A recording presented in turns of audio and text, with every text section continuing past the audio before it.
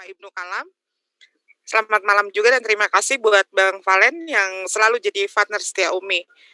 Assalamualaikum juga buat sahabat-sahabat Umi, sahabat-sahabat Tahta Channel, sahabat-sahabat Bang Zuma, sahabat-sahabat dari Ibu Tiwati Mena yang sudah nunggu kita di live chat channel masing-masing ya.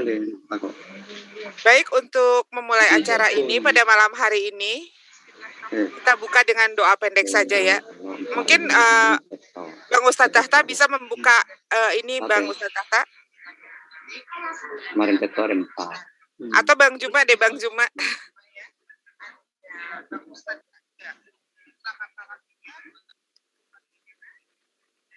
Bang Tahta bisa dibuka dengan doa pendek aja dulu sebentar.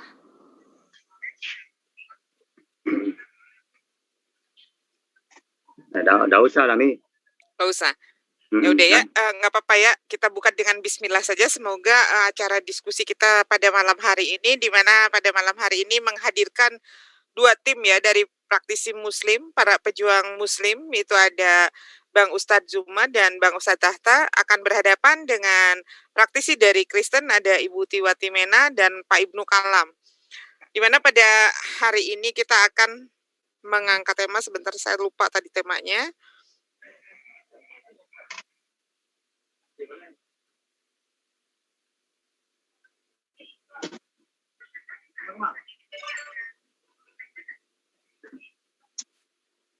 Buti, temanya tadi apa Buti? Saya lupa. Siapa pengamal rahmatan alamin, Isa atau Muhammad? Oh iya, jadi tema malam hari ini adalah Nabi mana yang pengamal rahmatan lil alamin? Apakah Nabi Isa alaihi salam? Apakah Rasulullah Shallallahu alaihi wasallam? Nggak bisa John, nggak ngalir. Shallallahu alaihi wasallam. Nggak ada. Baik, untuk persingkat waktu. Nggak ada keluar, nggak itu sebentar. Kenapa Buti? Sebentar. Ini saya mute dulu ya, sebentar. Oke, baik. Untuk mempersingkat waktu, kita buka acara ini dengan membacakan Bismillahirrahmanirrahim. Untuk opening statement yang pertama bisa ya, kita mulai dari praktisi Muslim, dari Bang Zuma, kemudian Bang Tahta, dilanjutkan dari Bu Uti, juga dari Pak Kalam. Silahkan Bang Zuma, waktunya dipergunakan untuk opening statement. Baik, Assalamualaikum warahmatullahi wabarakatuh. Jadi ini waktunya 3 menit ya, tolong diingatkan ya. Iya. Jadi materi pada malam hari ini apa tadi? Siapakah pengamal rahmatan lil alamin? Oke. Jadi sudah sangat jelas bahwa pernyataan rahmatan lil alamin itu hanya ada di dalam Al-Quran. Ya, tidak ada di dalam kitab lain selain daripada Al-Quran. Di mana Allah sudah menerangkan dengan jelas bahwa Rasulullah Muhammad SAW itu di dalam surah Al-Anbiya ayat 107 diterangkan bahwa wa ma arsalnaka illa rahmatan lil alamin. Tidaklah kami mengutusmu melainkan untuk menjadi rahmat bagi sekalian alam. Jadi ayat ini jelas menerangkan bahwa ajaran yang dibawa oleh Rasulullah Muhammad SAW itu adalah ajaran yang bersifat universal. Tidak hanya sebatas orang-orang yang hidup sesamanya dan sebangsanya. Tetapi berdasar terhadap dalil ini jelas bahwa ajarannya itu diperuntukkan untuk semua manusia. Ya, rahmat bagi seluruh umat manusia. Nah, kemudian penjabaran rahmat ini tidak lain dan tidak bukan itu disertakan dengan aturan-aturan di dalam ajaran yang dibawa oleh Rasulullah Muhammad SAW. Bagaimana hubungan antar sesama manusia itu diajarkan oleh Rasulullah Muhammad SAW dengan detail. Bagaimana hubungan dengan pencipta alam semesta itu diajarkan juga oleh Rasulullah Muhammad SAW secara detail. Jadi apapun yang menjadi kunci untuk mendapatkan keselamatan itu diajarkan oleh Rasulullah Muhammad SAW. Sejak bangun tidur sampai tidur kembali, semua diajarkan caranya memperoleh rahmat dari Allah Subhanahu wa taala. Makanya diterangkan oleh beliau oleh Allah Subhanahu wa taala mewahyukan di dalam Al-Qur'an seperti yang saya bacakan beberapa saat yang lalu. Qul in kuntum tuhibbunallaha fattabi'uni yuhibbukumullah wa yaghfir lakum dzunubakum wallahu ghafurur rahim. Katakanlah kepada mereka, wahai Rasulullah Muhammad sallallahu alaihi wasallam, jika kalian itu benar-benar mencintai Sang Pencipta alam semesta, ikutilah aku, ya. Ikutilah aku. Niscaya Allah akan mengasihi dan mengampuni dosa-dosamu. Jadi ini dalil sudah sangat jelas. Ketika Rasulullah Muhammad sallallahu alaihi wasallam memerintahkan, mengajarkan, memberikan jalan untuk mendapatkan kasih sayang Sang Pencipta, untuk mendapatkan pengampunan dosa dari Sang Pencipta, maka Rasulullah Muhammad sallallahu alaihi wasallam mengajarkan, ikutilah aku. Nah, apa yang mau diikuti di sini? Yang mau diikuti di sini adalah ajarannya, syariatnya, hukum-hukum yang diberikan kepada umat Islam yang harus diikuti. Nah, inilah yang dikatakan rahmatan lil alamin. Bagaimana berhubungan dengan Allah diajarkan oleh Rasulullah Muhammad SAW. Bagaimana berhubungan dengan manusia, Rasulullah Muhammad SAW mengajarkan.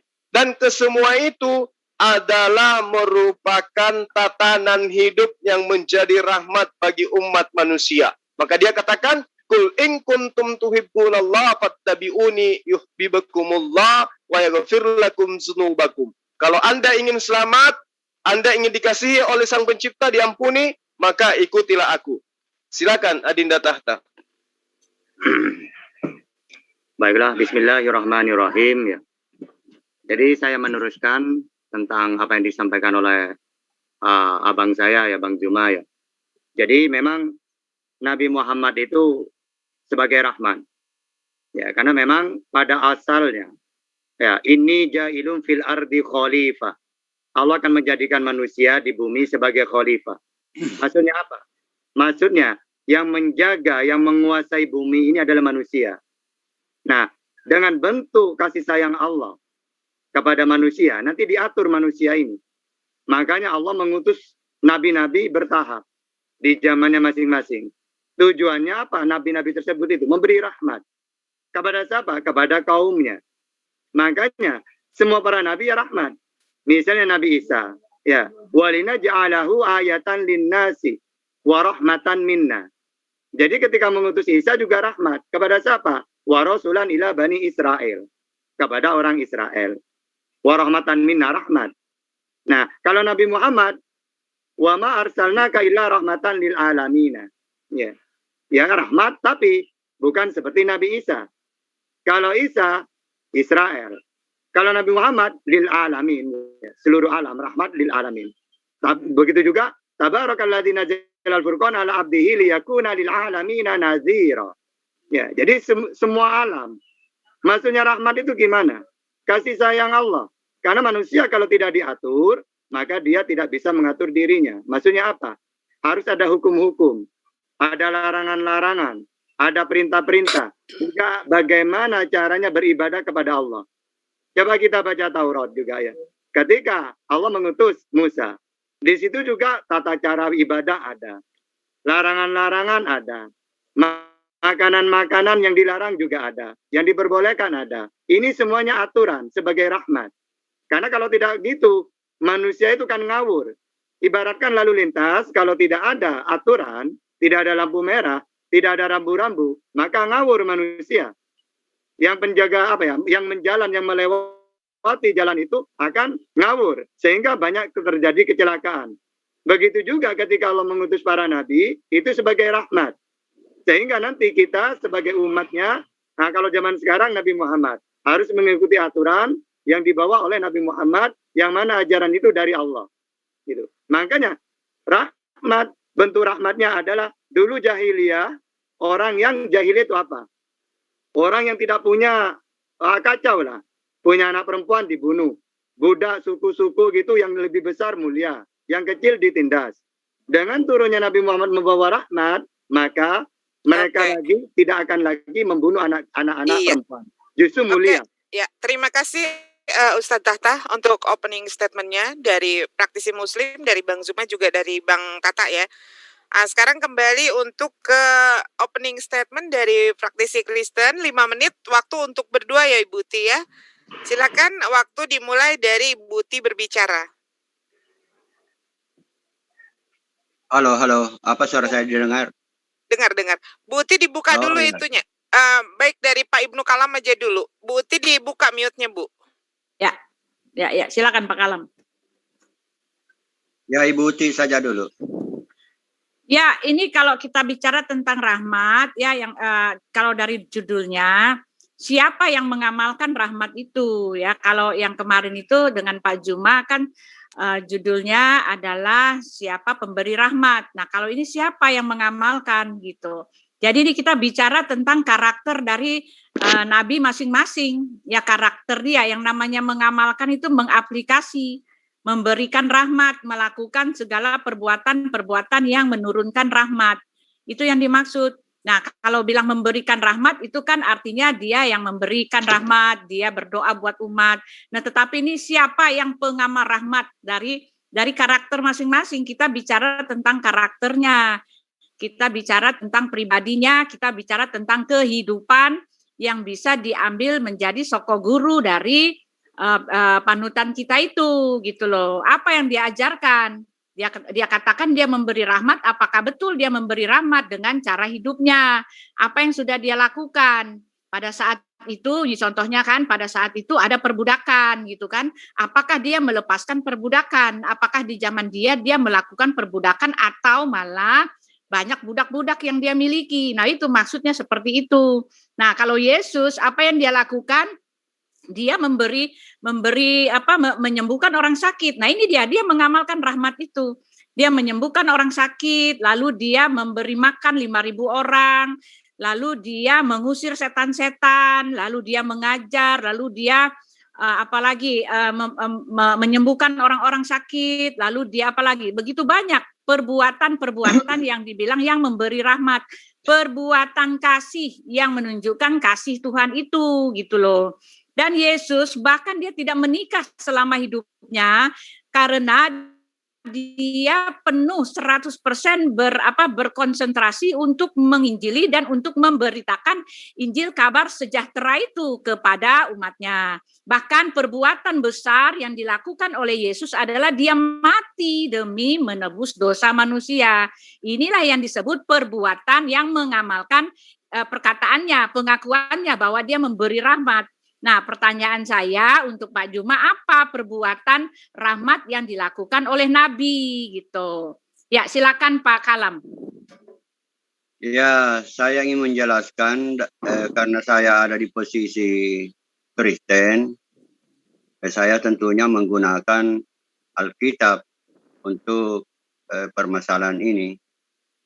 Apa suara saya didengar, Pak? Ya, dengar Pak. Ya. Saya akan membacakan apa yang ada di dalam Ibrani 1. Pada zaman dahulu kala Allah bersabda kepada nenek moyang kita dalam berbagai bentuk dan cara dengan perantara para nabi. Ya. Tetapi pada zaman akhir ini Ia bersabda kepada kita dengan perantaraan Sang Anak yang datang daripadanya, yaitu Sang Anak yang telah ditentukan untuk menjadi ahli waris dari segala sesuatunya. Melalui Dia juga Allah telah menjadikan alam semesta. Jadi di sini saya ingin menekankan kata melalui Dia, melalui Sang Firman itu jugalah Allah telah menjadikan alam semesta. Jadi di sini ada keunggulan daripada Isa Al-Masih atau Yesus, ya, karena melalui Dia ya diciptakan alam semesta. Jadi bahkan termasuk Nabi Muhammad, ya, kalau menurut ayat ini alam semesta diciptakan melalui Dia, ya. Jadi Allah menciptakan alam semesta termasuk rahmat. Ya, termasuk rahmat itu diciptakan. Jadi kalau merujuk kepada ayat ini, termasuk Nabi Muhammad diciptakan oleh Allah melalui firman itu. Karena kalau diperhatikan di dalam Al-Quran juga demikian. ya, dengan di dalam Al-Quran itu dikatakan Allah mencipta itu dengan kun fayakun, jadilah maka jadilah. Ya. Dan itu kalau kita merujuk juga kepada apa yang pernah disampaikan di dalam hadis itu, ya, yang saya tahu dari Sunan Abu Daud yang pernah saya baca terkait dengan Sayyid, pada waktu Nabi Muhammad diangkat atau ingin dijadikan sebagai Sayyid, itu Nabi Muhammad menolak, ya. Dia hanya mengatakan Sayyid itu hanya untuk Allah. Sedangkan Alkitab pada waktu itu sudah tertulis di dalam Alkitab itu bahkan sebelum Nabi Muhammad lahir. Jadi sepertinya kalau diteliti ini sepertinya Nabi Muhammad mengakui bahwa Yesus itu adalah Allah. Allah dalam pengertian firman Allah, ya. Melalui dia Allah menciptakan alam semesta. Alam semesta saja diciptakan oleh firman, diciptakan oleh Allah melalui firman itu, apalagi Nabi Muhammad. Jadi Nabi Muhammad diciptakan melalui firman itu. Saya rasa itu yang ingin saya sampaikan. Ya, silakan. Baik, terima kasih Pak Ibnu Kalam atas opening statement-nya ya. Nah, sekarang kita akan memasuki sesi yang kedua, di mana sesi ini adalah sesi battle yang nanti akan terdiri dari 6 putaran kali 6 menit masing-masing tim 6 menit ya. Ini seperti biasa, rule-nya seperti kemarin yang sudah-sudah. Baik, untuk yang pertama kali memulai dari sesi 2 ini adalah dari praktisi Kristen ya.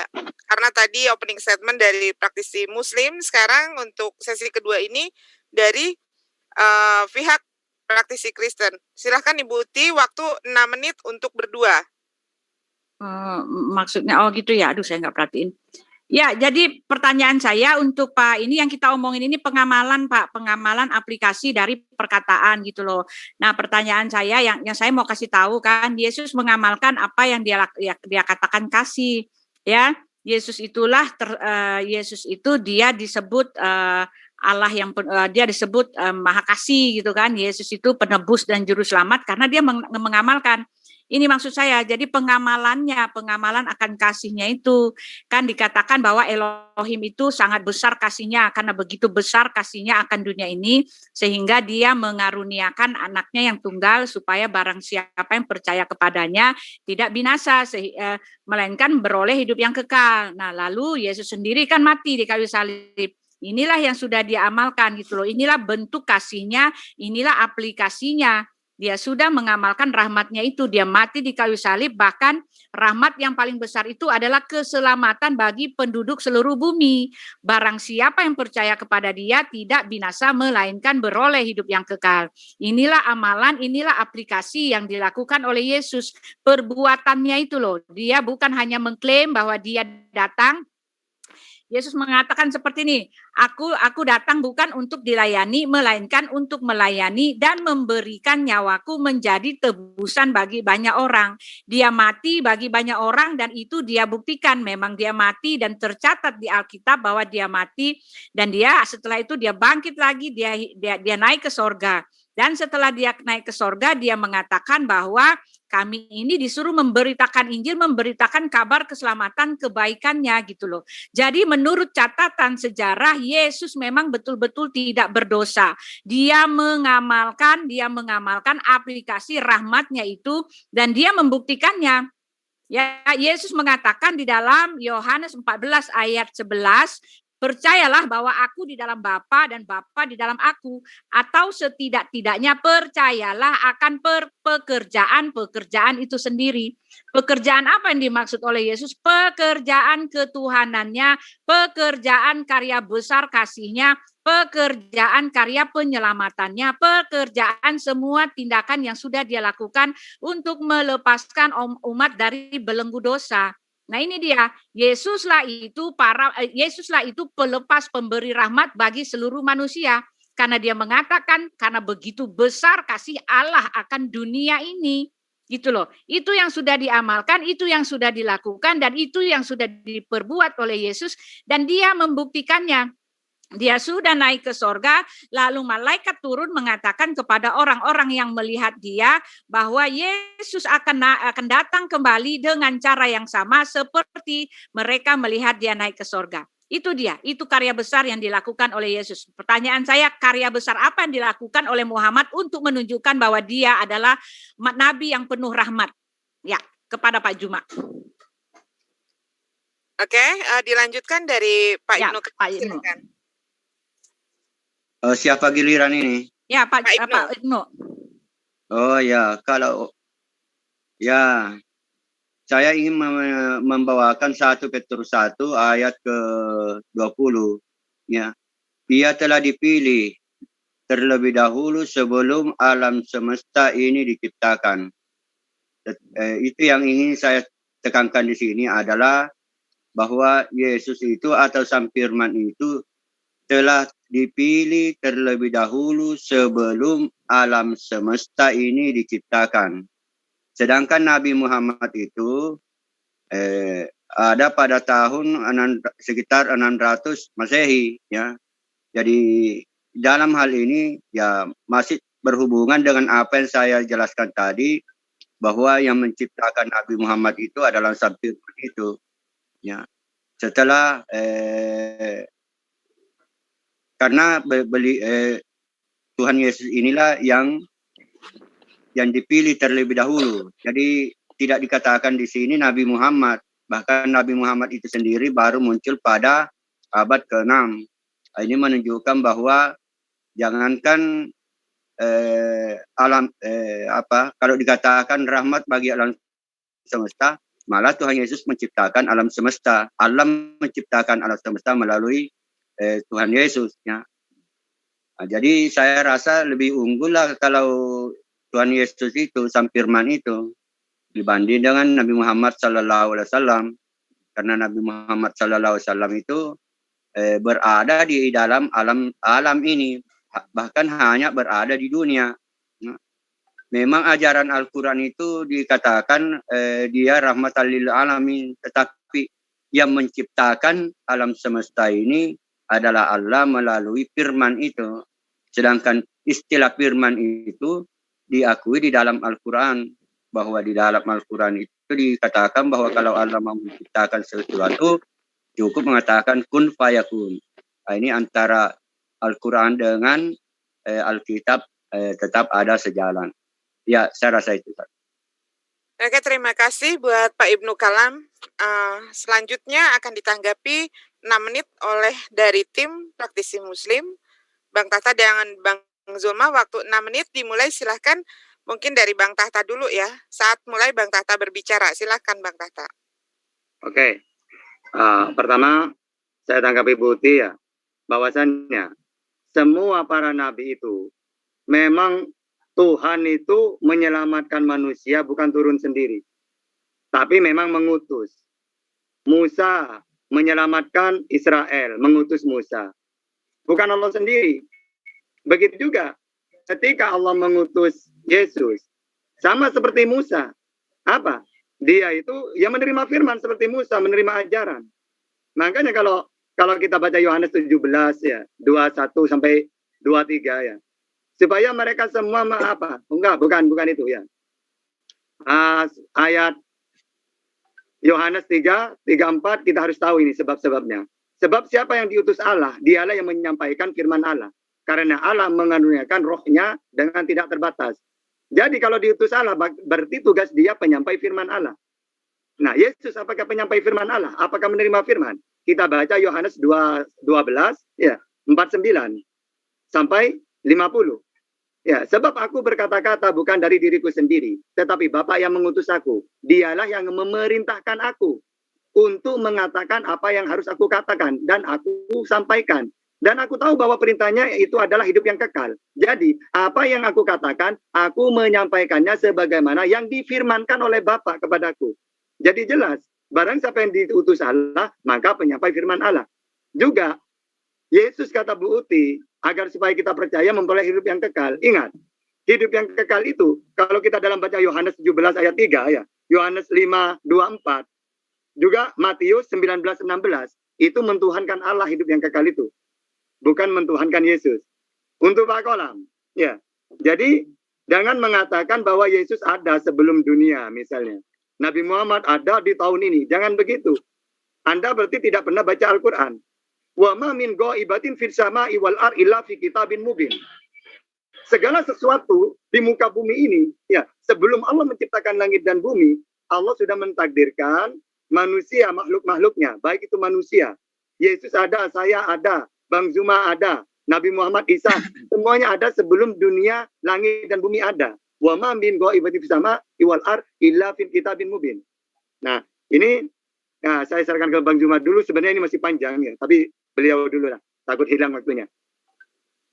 Oke, jadi tadi ada pertanyaan, apa bukti bahwa Rasulullah Muhammad SAW itu adalah rahmat?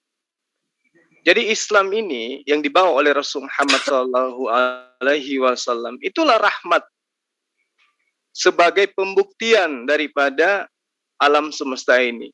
Adanya ajaran Islam membuktikan Rasulullah Muhammad SAW itulah rahmat yang diberikan oleh Allah kepada manusia. Nah, adanya Kristen yang menyembah kepada Yesus, yang mengimani Yesus datang dalam rupa manusia, mati disalib katanya. Itu konsep Kristen. Apakah itu ajaran Yesus? Bukan ajaran Yesus itu. Kristen itu bukan ajaran Yesus. Jadi kalau ada yang mengatakan dengan kasihnya, dengan rahmatnya, ia datang bunuh diri, itu bukan ajaran Yesus. Jadi di situ sudah tertolak di situ. Kemudian tadi Pak Kolam katanya Yesus itu adalah firman. Belajar dulu Pak Kolam lagi. Deng Huseng.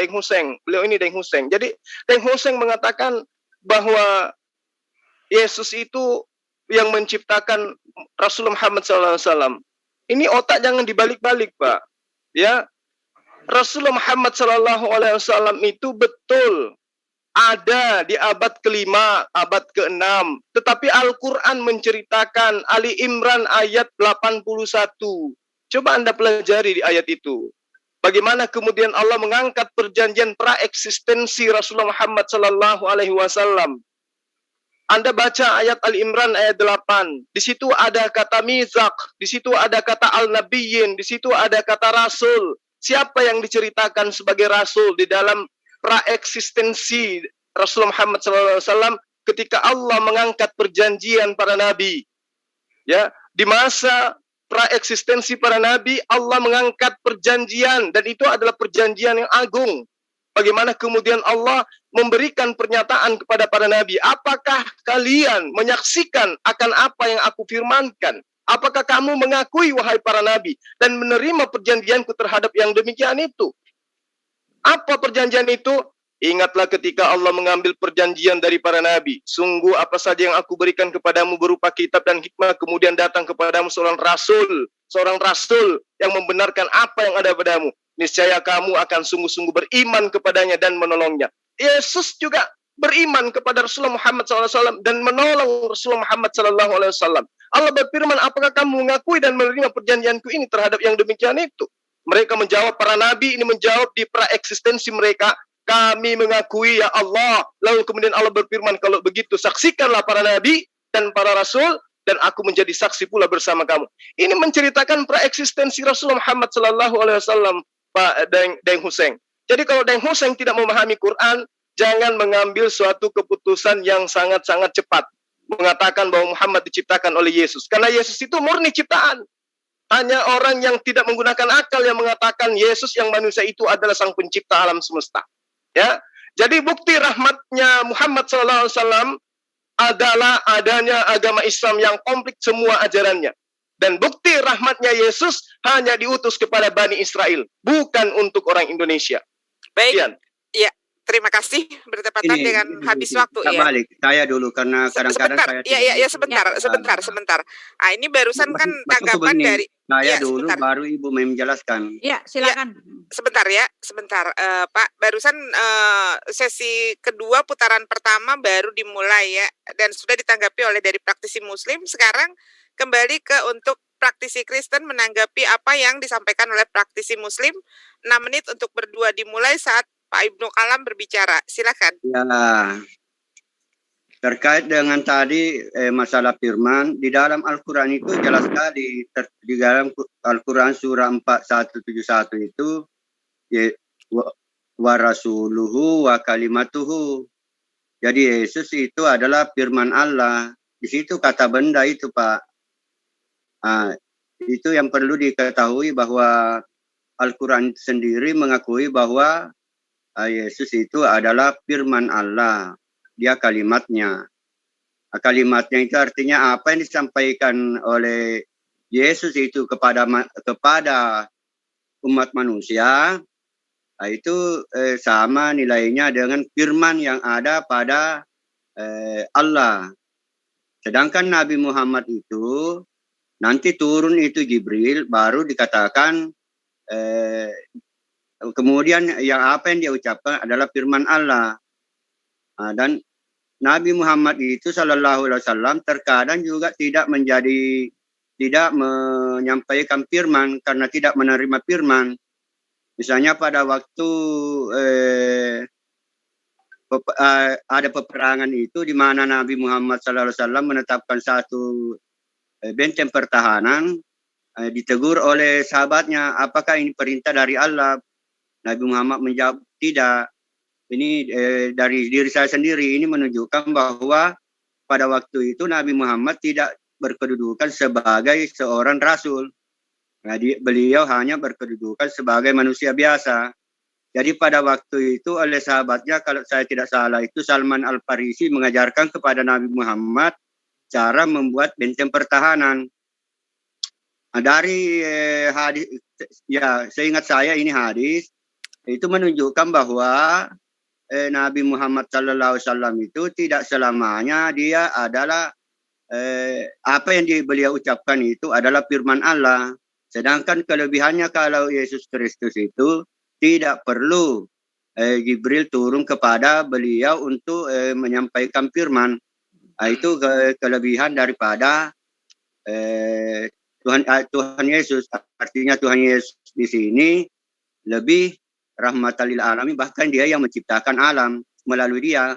Karena di dalam Al-Quran juga itu dikatakan bahwa kalau Allah itu mau berfirman itu perantaraan tabir, bukan langsung. Karena jelas di dalam Al-Quran itu dikatakan laisa kamitslihi syai'un, tidak ada yang serupa dengan Allah. Jadi ada semacam yang bertugas untuk mengomong, ya, kun fayakun itu. Itulah yang disebut dengan sang firman. Tapi pada waktu itu memang belum namanya Yesus. Nanti setelah itu datang malaikat kepada Maria, kemudian dikatakan kepada Maria, beri nama anakmu itu Yesus. Tapi kalau ini dirujuk kepada Al-Quran, sebenarnya namanya adalah As-Salam, artinya sang penyelamat. Jadi nama Yesus itu ada juga di dalam Al-Quran terkait dengan Asmaul Husna. Demikian pula Yesus itu sebagai Khalik, sang pencipta, di mana di dalam Al-Quran itu mengatakan Yesus itu menciptakan burung dari tanah. Di situ digunakan kata Khalik, yang menciptakan. Ya, sekian. Ya, saya tinggal 2 menit ya. Jadi begini Pak Juma tidak menjawab pertanyaan saya nomor 1. Tadi saya bertanya bagaimana, apa pedoman, contoh hidup dari Muhammad yang mengatakan bahwa dia adalah rahmatan dan alamin. Ya, karena kalau tidak bisa dipungkiri sejak Muhammad menerima wahyu terjadi peperangan, ya, peperangan atas nama agama gitu kan, atas nama siar agama. Lalu pada saat itu perbudakan tetap terjadi. Lalu banyak sekali ya yang harus Pak Juma ceritakan kepada saya. Yang saya tanyakan apa aplikasinya dia memberikan rahmatan dan alamin. Pak Juma tidak bisa menjawab. Lalu Pak Juma juga mengatakan bahwa Yesus itu beriman kepada Muhammad. Saya minta ayatnya di mana itu Pak. Lalu ketika Pak Juma mengatakan bahwa Yesus murni ciptaan, tetapi maaf Pak, Alkitab kami tidak mengatakan seperti itu. Alkitab kami sama sekali tidak mengatakan seperti itu. Jadi kalau Bapak mengatakan bahwa Yesus adalah ciptaan, itu maunya Bapak sendiri dan penolakan Bapak sendiri. Dan Bapak sendiri tadi juga Pak Kamal juga sudah mengatakan bahwa Yesus itu adalah kalam Allah. Dan itu ada dalam Alkitab Bapak sendiri, kitab Bapak sendiri. Jadi dengan mengatakan bahwa Yesus adalah ciptaan, itu Bapak hanya membelakangi dan pura-pura tidak tahu dan menolak kebenaran gitu loh. Nah, sekarang saya mau nanya juga, tadi apa buktinya? Saya mana ayatnya ketika Bapak mengatakan bahwa Yesus sendiri beriman kepada Muhammad gitu loh. Ya, lalu di situ dikatakan Muhammad menerima firman ya, tetapi maaf, menerima firman itu juga cuma klaim ya, Pak Ibnu tadi mengatakan dia mendapat dari Jibril, tetapi itu juga cuma klaim, Pak. Ya, Muhammad menerima firman, tetapi Yesus itu dialah firman itu. Alkitab kami mencatat seperti itu. Nah, pertanyaan saya masih sama. Apakah sikap dari Muhammad yang menunjukkan bahwa dia memberikan rahmat kepada seluruh umat? Karena jelas pada saat itu justru bukan rahmat, Pak. Terjadi penumpahan darah, Pak. Nggak bisa dibohongin, nggak bisa di itu, Pak. Memang terjadi penumpahan darah. Karena itulah dia siar agama. Karena itulah agama Islam itu lahir gitu loh. Apakah yang begini disebut rahmatan alamin gitu loh. Ketika ada anak menangis, ketika orang darahnya tercurah-curah gitu, hanya karena siar agama gitu loh, Pak. Silakan, Pak. Oke, terima kasih Ibu Uti. Saya ingatkan kembali kepada Ibu Uti, tolong disimak saat baik itu Bang Zuma atau Bang Tahta menjawab supaya tidak terjadi jawaban yang berulang ya Bu ya. Nah, ini untuk putaran kedua akan ditanggapi oleh dari praktisi Muslim, dimulai dari Bang Zuma ya, dimulai dari Bang Zuma saat berbicara. Silakan Bang Zuma. Oke. Jadi semua nabi-nabi sebelum Rasulullah Muhammad SAW itu adalah diperintahkan oleh Sang Pencipta alam semesta untuk membunuh, termasuk Yesus. Jadi ini tidak bisa dipungkiri, Bu Uti. Kalau hanya gara-gara membunuh, Yesus malah lebih kejam, Bu. Ya, di dalam ayat di kitab Ibu mengatakan, Lukas 14 ayat 26, jika engkau tidak membenci ibumu, bapakmu, istrimu, anakmu, saudara-saudaramu, kamu tidak bisa menjadi muridku. Jadi dasar pijakannya kebencian. Akan tetapi semua seteruku ini yang tidak suka aku menjadi rajanya, bawalah mereka kemari, bunuhlah mereka di depan mataku. Ajaran Yesus. Semua seterunya yang tidak mau menerima Yesus harus dibunuh. Ini dalil. Lalu kemudian di dalam Ulangan 20 ayat 16, tetapi kota-kota yang bangsa-bangsa itu diberikan Tuhan Allahmu kepadamu menjadi milik pusakamu. Jangan kau biarkan apapun yang bernapas. Yosua 6 ayat 21, mereka harus menumpas dengan mata pedang semua apa yang ada dalam kota itu, baik laki-laki, perempuan, baik tua, anak-anak, anak muda, sampai kepada lembu, hewan, semua diperintahkan untuk dibunuh. Nggak ada batasan. Begitu Muhammad SAW datang, dia kemudian mengajarkan, membatasi apa yang kemudian tidak ada batasannya di dalam ajaran-ajaran sebelumnya. Ini yang perlu Ibu Uti pahami dengan baik. Bagaimana kemudian Rasulullah membatasi, jangan membunuh tawanan, jangan membunuh anak-anak, jangan membunuh orang tua, jangan membunuh perempuan. Itu diajarkan dan itu disabdakan oleh beliau. Ya, hadis Bukhari Muslim jelas melarang keras kepada siapapun yang ikut berperang untuk membunuh anak-anak, membunuh orang tua. Ya, jangan pernah dibunuh. Itu ajaran Rasul Muhammad SAW. Tapi kalau di dalam ajaran kitab-kitab sebelumnya, termasuk ajaran Yesus, itu tidak ada batasan. Mau bunuh siapapun boleh. Itu ada di dalam kitab Ibu. Nah, lalu kemudian pertanyaannya, Yesus itu ciptaan. Jelas Yesus itu ciptaan, karena dia manusia. Tuhan Sang Pencipta alam semesta, dan Hussein juga harus paham, tidak pernah menjadi mantan manusia. Itu yang perlu Anda pahami. Kolose 1 ayat 15, Wahyu 3 ayat 15 jelas mengajarkan Yesus itu adalah ciptaan. Jadi kalau Anda mengatakan Yesus itu adalah kalam, Yesus itu adalah firman, Anda juga harus mengakui bahwa bukan cuma Yesus yang disebut kalimat di dalam Al-Quran. Ya, Pak Deng Hussein ya, Fatalaqqa Adamu min rabbihi kalimatin fataba alaih innahu huwat tawwabur rahim. Adam juga disebut kalimat. Silakan Anda sembah itu Adam. Kalau mau Anda menyembah hanya karena Yesus disebut sebagai kalimatuhu, dari perkataan Allah. Dia tercipta dari perkataan Allah. Adam tercipta dari kalimatullah. Apakah juga dia Anda mau sembah? Ya, silakan Adinda Tata. Oke, saya pertama ke Bang Ustadz, maaf. Pak Kolam ya. Jadi sampean tidak paham Al-Quran tentang kalimatullah. Maaf, sorry Pak Tata, sopan Pak, jangan namanya Pak Kalam Pak, bukan Pak Kolam Pak.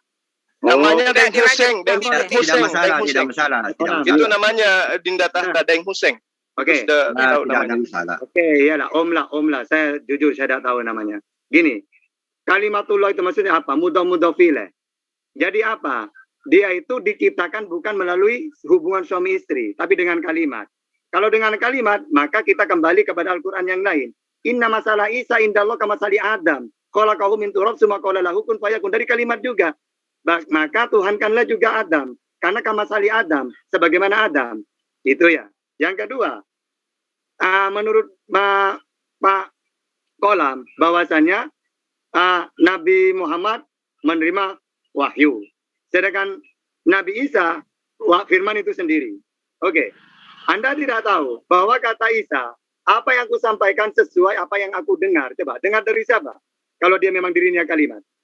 Ya, padahal dia di bumi, terus Tuhan yang ada di langit, di surga. Kalau ada dua orang berdoa, maka doa itu akan dikabulkan oleh Bapakku yang di surga.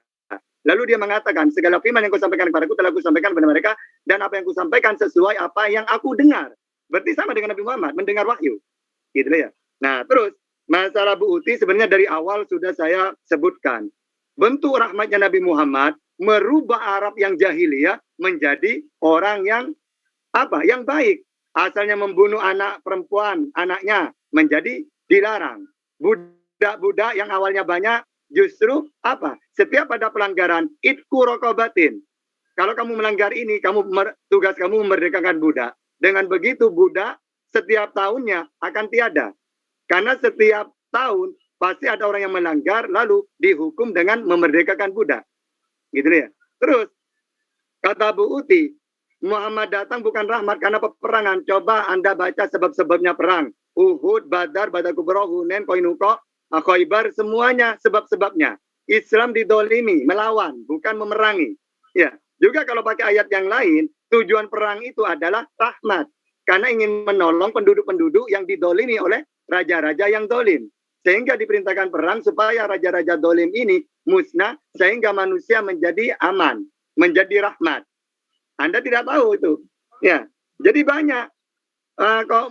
Pak Kolam ini juga ketika mengutip Al-Quran, semuanya salah semua. Ya. Masalah kalimatullah dia tidak tahu, mudah-mudah pilih. Sama dengan gini, Khalid Saifullah, pedangnya Allah. Oke, terima kasih Ustadz Tahta. Putaran kedua barusan telah diselesaikan oleh praktisi dari Muslim. Dilanjut putaran ketiga dari praktisi Kristen, dimulai dari Bu Uti saat berbicara. Silakan Ibu Uti. Saya Ya. dulu karena Ya, saya silakan Pak. Ya, Ya. saya dulu. Karena saya tidak terlalu butuh banyak waktu. Ya. Begini, kepada saudara saya yang Muslim, coba disimak kembali itu kata wa rasuluhu wa kalimatuhu. Di situ sudah jelas bahwa dia firman Allah. Yang saya khawatirkan itu yang ada di dalam pikiran Anda itu kata fala, ya, yang berkata atau perkata kata kerjanya. Di situ yang ada di wa kalimatuhu itu kata benda, Pak. Demikian pula wa rasuluhu, jadi tidak perlu lagi ditafsirkan di situ. Wa rasuluhu wa kalimatuhu. Nah, itu jelas di situ bahwa Isa Al-Masih atau Yesus Kristus itu adalah firman Allah. Sehingga di dalam Alkitab itu tidak apa yang diucapkan oleh Tuhan Yesus itulah firman Allah. Jadi kadang-kadang juga itu orang Islam yang sering menyatakan bahwa mana itu Injil asli. Injil asli itu gampang dicari di dalam Alkitab. Kalau asli menurut versi Islam yang ingin Anda tanyakan, cari saja di dalam Alkitab itu apa-apa yang keluar daripada mulutnya Tuhan Yesus. Itulah firman Allah yang sebenarnya. Ya, kalau menurut versi Islam, kalau menurut keinginan dari setiap orang Islam itu yang ingin mengetahui yang mana sebenarnya Injil asli. Ya, itulah apa yang keluar dari mulutnya Tuhan Yesus. Ya, itu firman Allah. Jadi sekali lagi kalau masalah berfirman atau menyampaikan firman Allah itu, Yesus itu lebih unggul karena dialah yang menyampaikan firman itu. karena tidak mungkin itu Allah Subhanahu wa taala langsung berucap kepada manusia. Dia akan berucap melalui perantara. Dan itu juga dijelaskan di dalam Al-Qur'an bahwa Allah Subhanahu wa taala berfirman dengan perantaraan tabir. Itulah tabir itu pengertiannya ada perantara yang ngomong kepada manusia. Kemudian ingin saya jelaskan juga mengenai Yesus itu. Yesus itu siapa? Yesus itu adalah Kristus.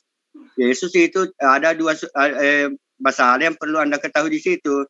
Yesus itu badannya ya bolehlah dikatakan diciptakan, tetapi roh yang ada, roh Allah yang ada di dalam tubuh Yesus itu berasal dari Allah. Itulah yang hakikatnya ya Yesus, bukan badannya, ya, bukan jasmaninya. Sehingga kalau misalnya terkait dengan masalah penyaliban, ya wajar saja salib karena dia adalah badannya saja.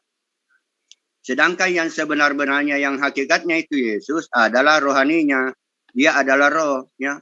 Sedangkan Nabi Muhammad sallallahu alaihi wasallam itu berasal dari hubungan suami istri, ya, dan dia mendapatkan roh itu adalah roh hayat, roh manusia, ya, roh manusia.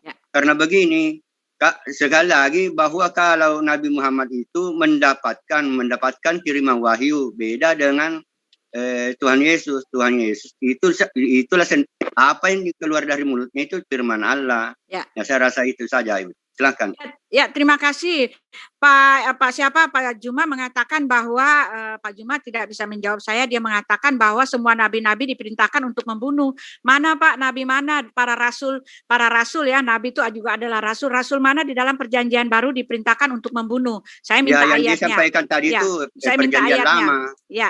Lalu yang mana nabi-nabi diperintahkan untuk membunuh itu ada dalam konteksnya Pak. Pada saat mereka sedang merebut kerajaan tanah Kanaan yang sudah diberikan oleh Elohim untuk mereka, karena mereka mendapatkan tanah itu bukan dengan percuma tetapi harus melewati serangan-serangan. Itu murni perebutan kekuasaan. Tetapi yang ada di tempat Bapak itu di sini dikatakan di dalam Al-Taubah 9 ayat 29, perangilah orang-orang yang tidak beriman kepada Allah dan tidak pula pada hari kemudian, dan mereka tidak mengharamkan apa yang diharapkan oleh Allah dan Rasul-Nya, dan tidak beragama pada agama yang benar, agama Allah, yaitu orang-orang yang diberikan Alkitab kepadanya, sampai mereka membayar jizyah dengan patuh, sedang mereka dalam keadaan tunduk. Jelas yang dilakukan oleh Muhammad adalah perang dalam siar agama, Pak. Jadi salah ketika Pak Tahta mengatakan apa konteksnya. Konteksnya semua, Pak. Perang-perang yang dilakukan itu hanyalah untuk siar agama, gitu loh. Nah, sekarang di situ juga dikatakan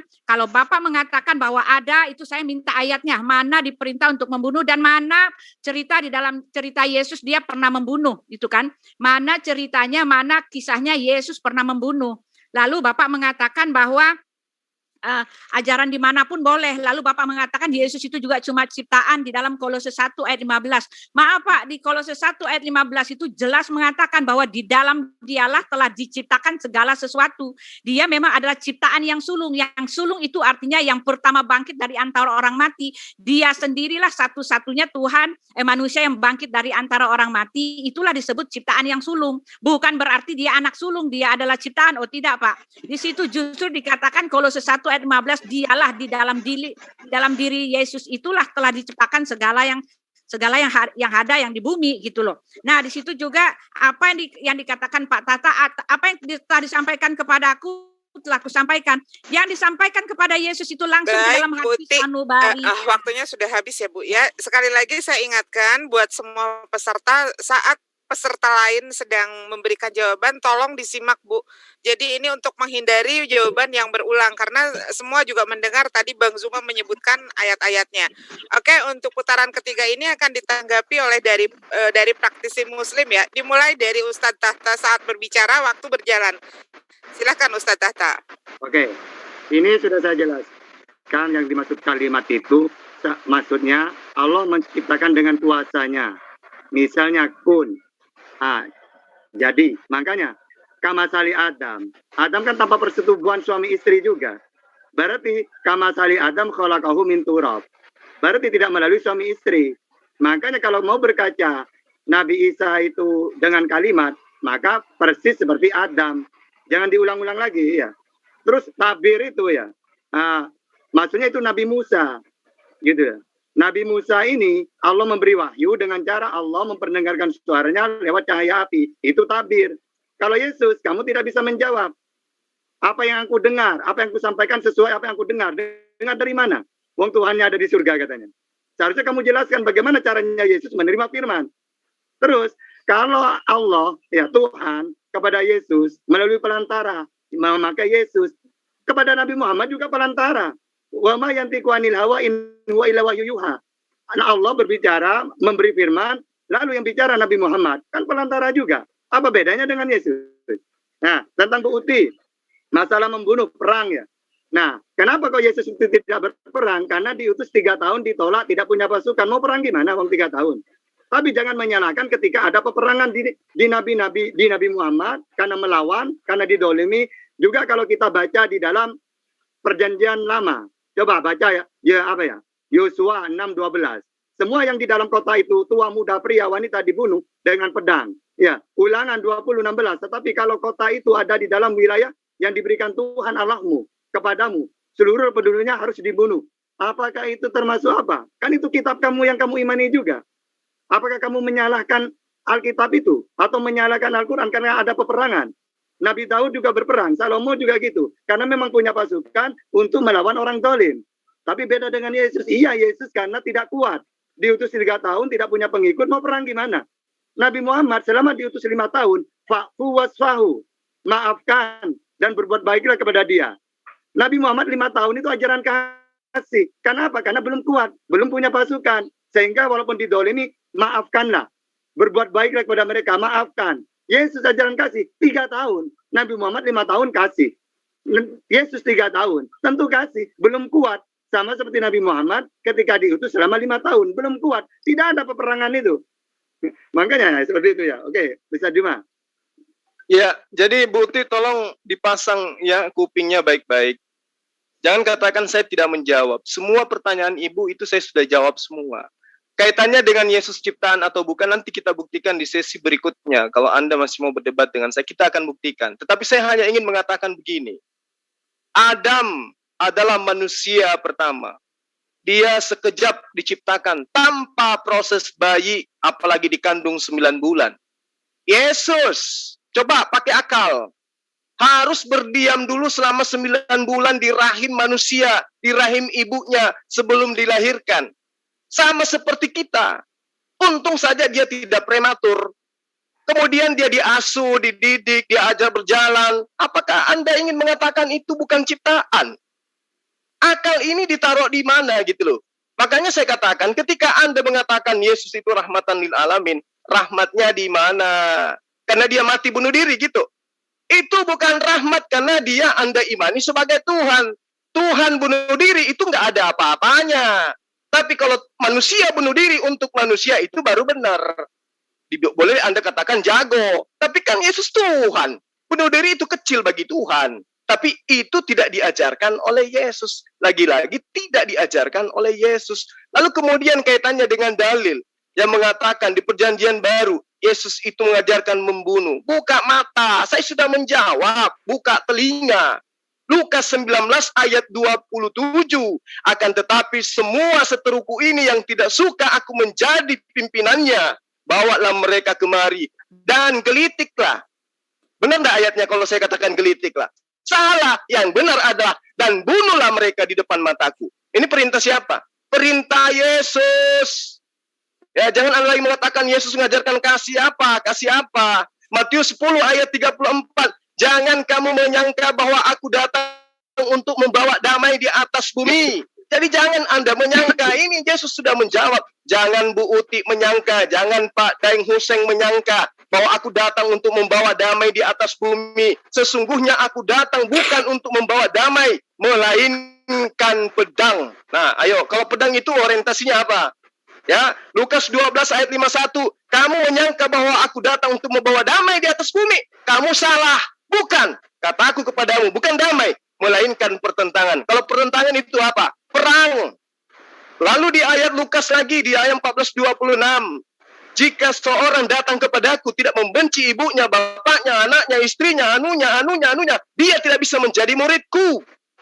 Coba. Jadi ajaran apa yang Anda katakan Yesus itu rahmatan lil alamin? Aku diutus hanya kepada domba-domba yang hilang dari Bani Israel.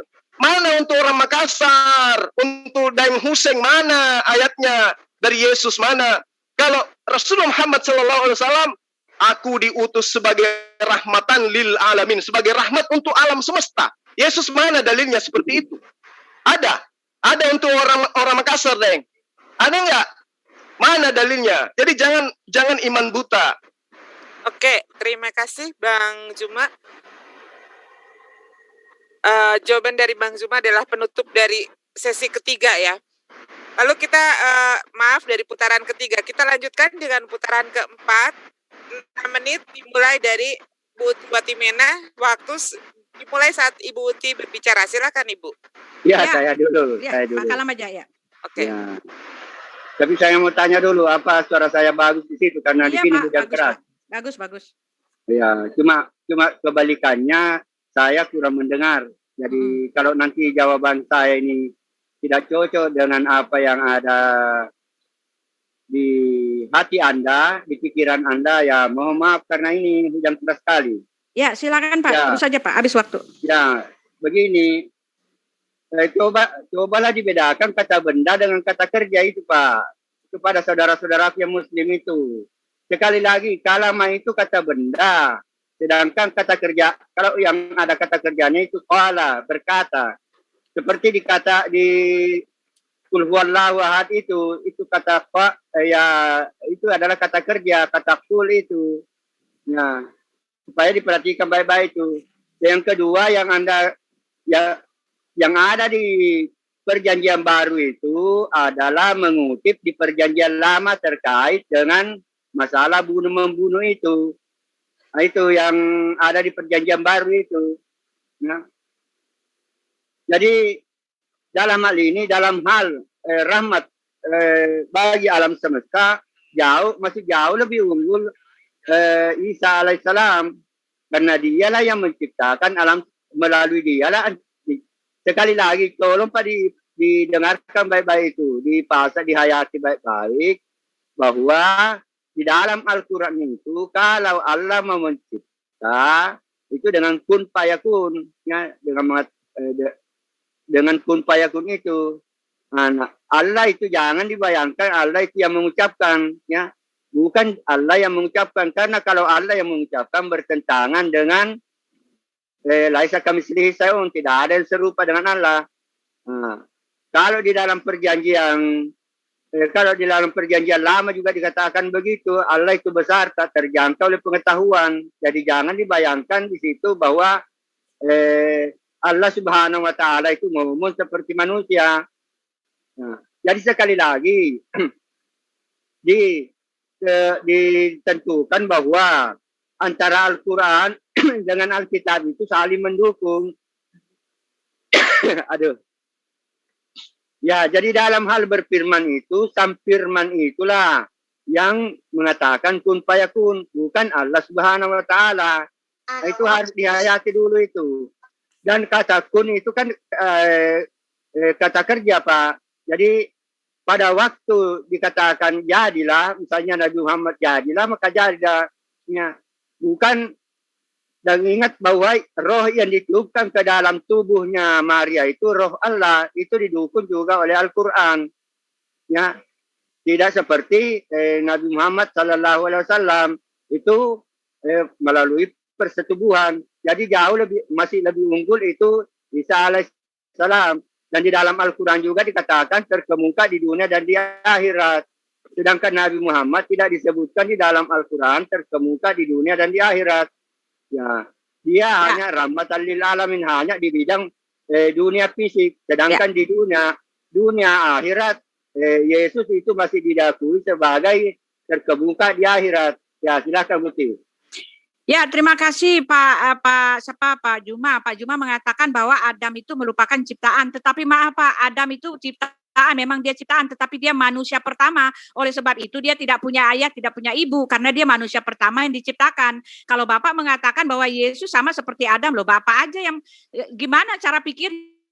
Sudah tahu Adam itu manusia pertama, bagaimana Bapak mengharapkan ada bapaknya, ibunya? Ini pernyataan orang yang konyol banget gitu loh, karena udah tahu dia manusia pertama. Jadi nggak ada hubungannya dengan sama seperti Yesus yang diciptakan yang berasal dari Roh Kudus. Penciptaannya beda, Pak. Maksudnya kejadiannya beda, Pak. Karena Adam itu adalah umat pertama.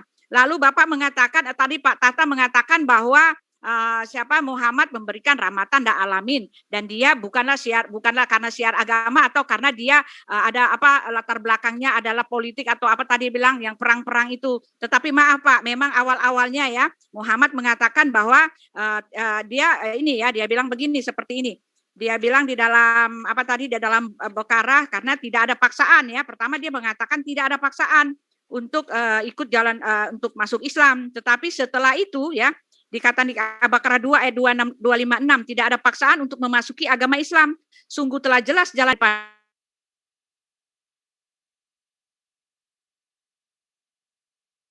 pegang pada buku tali yang amat kuat yang tidak putus, dan Allah Maha mendengar lagi Maha mengetahui. Ini kejadiannya sebelum Muhammad punya kuasa.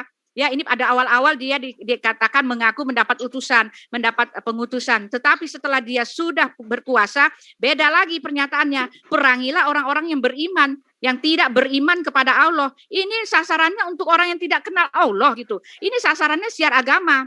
Lalu di dalam Al-Maidah 5 ayat 33 juga, sesungguhnya pembalasan terhadap orang yang memerangi Allah dan Rasulnya, membuat kerusakan di bumi, hanyalah mereka dibunuh atau disalib. Lalu An-Nisa 4 ayat 84, maka berperanglah kamu pada jalan Allah, tidaklah kamu dibebankan melainkan dengan kewajiban sendiri. Mudah-mudahan menolak serangan orang-orang kafir, Pak. Khusus itu untuk memerangi orang-orang yang tidak percaya pada Allah. Ini siar agama gitu loh. Jadi ini Bapak nggak bisa buktikan bahwa itu bukan siar agama. Nah untuk ini ya, Bapak mengatakan bahwa Yesus membawa pedang. Mana buktinya Yesus bawa pedang? Oke, Ibu Uti, waktunya sudah habis. Putaran keempat akan segera ditanggapi oleh dari praktisi Muslim ya. Dimulai dari saat Bang Zuma berbicara. Silakan Bang Zuma. Baik. Mana Yesus buktinya membawa pedang? Baca Lukas 22, 35, 36. Ya, siapa itu yang memerintahkan beli pedang? Untuk apa pedang itu? Untuk sunat Pak Hussein? Tidak kan? Itu persiapan untuk perang. Tetapi karena masanya kecil, melihat musuh besar, sarungkanlah pedangmu. Ya, kan munafik. Lalu kemudian Anda mengatakan tentang Rasulullah Muhammad SAW itu berperang karena mengajarkan agama. Anda baca Bilangan 25 ayat 11 sampai ayat 13. Penihas, anak Elezar, anak Imam Harun telah menyurutkan murkaku, telah menurutkan amarahku pada orang Israel, karena mereka begitu giat membela kehormatanku, karena dia begitu hebat membela, menolong kehormatanku dengan di tengah-tengah sehingga mereka tidak kuhabisi. Nah, lalu kemudian di ayat selanjutnya mengatakan, sebab itu kukatakan sesungguhnya aku berikan kepadanya perjanjian keselamatan yang daripadaku, untuk menjadi perjanjian mengenai keimanan selama-lamanya lagi dia dan keturunannya, karena dia telah begitu kuat, giat membela Allahnya dan mengadakan perdamaian bagi orang Israel. Baca Hakim-Hakim 5:23, kutukilah kota Meros. Ya, kutukilah kota Meros, kata malaikat, kutukilah habis-habisan penduduknya, karena mereka tidak datang menolong Tuhan, karena mereka tidak datang membantu Tuhan sebagai pahlawan. Rasulullah Muhammad SAW itu sudah dinubuatkan, ya, menjadi seorang nabi yang sama seperti Musa. Musa itu bagaimana Anda baca di dalam kitab yang Anda ambil dari agama lain? Bagaimana Musa diperintahkan membunuh dan sebagainya. Apakah itu tidak menggenapi nubuatan? Baca Kisah Para Rasul 2 ayat 3 ayat 22. Kisah Para Rasul 3 ayat 22 sampai ayat 26. Siapa yang dinubuatkan di situ? Bukankah di dalam kitab Taurat Musa dikatakan Allah akan mengutus seorang nabi yang sama seperti Musa. Barang siapa yang tidak mengikuti nabi tersebut akan dibasmi, akan dihilangkan, akan dilenyapkan dari umat kita. Siapa nabi ini? Apa maksud kedatangannya? mengajarkan kepada manusia untuk menjalankan apa yang Allah inginkan terjadi kepada manusia. Siapa yang membantah dan tidak mengikuti anjuran Tuhan, maka dia akan dibasmi. Makanya Yesus mengatakan, nah, buka kuping, ya, dan huseng dan yang putih. Jika matamu sebelah menyesatkan kamu, cungkilah, karena lebih baik matamu itu hilang dua-duanya daripada utuh masuk ke dalam neraka. Artinya apa? Kalau orang itu ingkar terhadap Allah, mending dia sekalian dibuat cacat daripada dia masuk ke dalam neraka. Itulah tujuan perang yang diajarkan oleh Allah kepada nabi-nabi, termasuk kepada nabi yang sama seperti Musa. Bukan seperti Yesus, suruh beli pedang, jual jubah. Begitu lihat musuh, sarungkanlah pedangmu. Ternyata musuh kita banyak. Itu munafik karena ketakutan. Silakan. Oke. Ini Pak Kolam ya, itu diulang-ulang terus. Jadi kalau mau mengukur Nabi Muhammad dengan Yesus, jangan dilihat dengan penciptaannya. Karena dia dari kalimat seperti Adam, malah kamu mengunggulkan dia. Kalau dalam bentuk penciptaannya, saya lebih kagum kepada Adam. Karena dia tanpa ayah dan ibu. Nah, kalau ingin membandingkan antara Nabi Muhammad dengan Yesus, harus diperbandingkan masalah dia diutus kepada siapa. Yesus begitu banyak ayat dia mengaku untuk Israel saja. Nabi Muhammad begitu banyak mengaku dalam dalil-dalil Al-Quran untuk seluruh bangsa. Ini saja sudah kalah Yesus. Mana mungkin satu negara diutus satu negara dengan seluruh dunia. Lebih hebat yang diutus untuk seluruh dunia. Yang kedua, hasil dari pengajarannya. Coba, mana umatnya Yesus?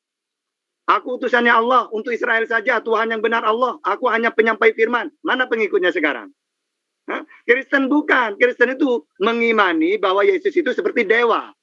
Ya, dewa menjelma jadi manusia. Makanya dituhankan juga. Ini bukan pengikut Yesus. Justru ini penyesat. Penyesat ajaran Yesus. Jadi, dua kali lagi kalah Yesus dengan Nabi Muhammad. Nabi Muhammad mengatakan, aku utusannya Allah. Umat Islam, ya saya percaya. Aku penyampai firman, wa ma yantiqu anil hawa. Ya saya percaya. Tuhan yang benar Allah. Iya, saya percaya. Ini namanya pengikut. Dan umatnya di seluruh dunia banyak. Lagi-lagi Yesus kalah. Jadi cara membandingkan, yaitu dengan cara hasilnya. Tidak ada apa-apanya Yesus kalau kamu membandingkan. Kalau masalah penciptaannya, maka Adam lebih hebat. Untuk bukti, Anda cuma membahas perang dalam Al-Quran. Padahal di dalam Al-Quran disuruh dengan rapi. Kamu tidak baca perjanjian lama. Bunuhlah perempuan, laki-laki, anak kecil. Itu apa itu? Padahal itu kitab yang kamu imani. Gitu loh. Makanya memang nabi-nabi yang dulu itu ketika kuat untuk membela dari raja-raja dolim, mereka perang. Sama di dalam Islam. Tapi kok Anda menyerang Islam saja? Padahal di dalam perjanjian lama, apakah perlu saya bacakan semua? Ayat-ayat yang sadis. Kenapa kamu tidak tutup mata dengan itu? Padahal sama dengan di Islam, mereka membela. Karena membela agama Allah. Supaya mereka beriman kepada Allah. Contohnya Yosua 6:12. Ulangan 20:16. Nah, Imamat 24:16. Nah, 1 Samuel 15:3. Terus Bilangan 31:17. Terus Hosea 13:16. Semuanya ayat-ayat sadis. Apakah kamu tidak membaca ayat-ayat itu? Apakah kamu tidak mengatakan bahwa ayat-ayat itu sadis? Karena apa? Diperintah supaya mereka menyembah Allah dengan cara berperang. Oke, Bang Ustadz Tahta, terima kasih. Dari pihak praktisi Muslim sudah menutup putaran keempat ya. Sekarang kita lanjut dengan putaran kelima. Waktu saat mulai Ibu Uti berbicara. Silakan Ibu Uti. Ya Pak Juma, Matius 10. Saya dulu. Pak Kamal saya dulu, Pak Kalam. Ya, Matius 10 ayat 34 Pak Juma. Bicara pedang itu maksudnya apa Pak? Yang harus Bapak ketahui, pedang itu artinya firman Tuhan yang menusuk dari sisi kanan sisi kiri. Ya, firman Tuhan itu tajam bagaikan pedang bermata dua. Oleh sebab itu Yesus mengatakan, aku datang bukan untuk membawa damai, tetapi untuk membawa pedang. Itu artinya membawa pedang, memberikan firman Tuhan yang menusuk sampai ke dalam sendi-sendi. Itu loh Pak maksudnya. Di dalam Lukas 12 ayat 51 itu juga Bapak ngawur pencomotan ayat sesuka hati gitu loh. Lalu Yesus juga mengatakan kalau kamu tidak membenci saudaramu ya ibumu atau bapakmu, itu bukan maksudnya Yesus mengajarkan kebencian. Tidak sama dengan perkataan Nabi Muhammad yang mengatakan telah kafirlah orang yang mengatakan Isa adalah Tuhan. Bukan seperti itu Pak. Itu maksudnya adalah kalau kita tidak memprioritaskan Tuhan itu di dalam hidup kita. Itu maksudnya maksudnya itu konteksnya. Lalu di situ juga dikatakan ya bahwa pedang Yesus membawa pedang pada saat dia mau di ini, tapi karena kurang orang lalu dia takut gitu ya. Penghinaan mengatakan bahwa Yesus pengecut padahal dia mau berperang. Oh tidak Pak, Yesus bahkan mengatakan aku datang bukan untuk dilayani tetapi untuk melayani dan memberikan nyawaku menjadi tebusan bagi banyak orang. Yohanes 10 ayat 10, aku datang supaya mereka mempunyai hidup dan mempunyai dalam segala kelimpahan. Ayat-ayat yang Bapak comot untuk mengatakan Yesus berperang itu maaf Pak, salah semua dan itu tidak yang seperti Bapak maksudkan gitu loh. Lalu Bapak juga mengatakan bahwa Adam itu tidak punya bentar. Lalu ada lagi satu ya, sedikit lagi. Lalu di situ dikatakan di dalam Hakim-Hakim ya, karena di situ dikatakan bahwa disuruh berperang untuk membela Tuhan. Maaf Pak, sekali lagi saya sudah bilang itu konteksnya tidak seperti yang Bapak maksudkan, bukan untuk siar agama, bukan untuk membuat orang itu jadi orang Yahudi semua, tidak Pak. Itu dalam konteks peperangan merebut tanah kerajaan yang dijanjikan oleh Tuhan. Itu soal politik, bukan soal siar agama gitu loh.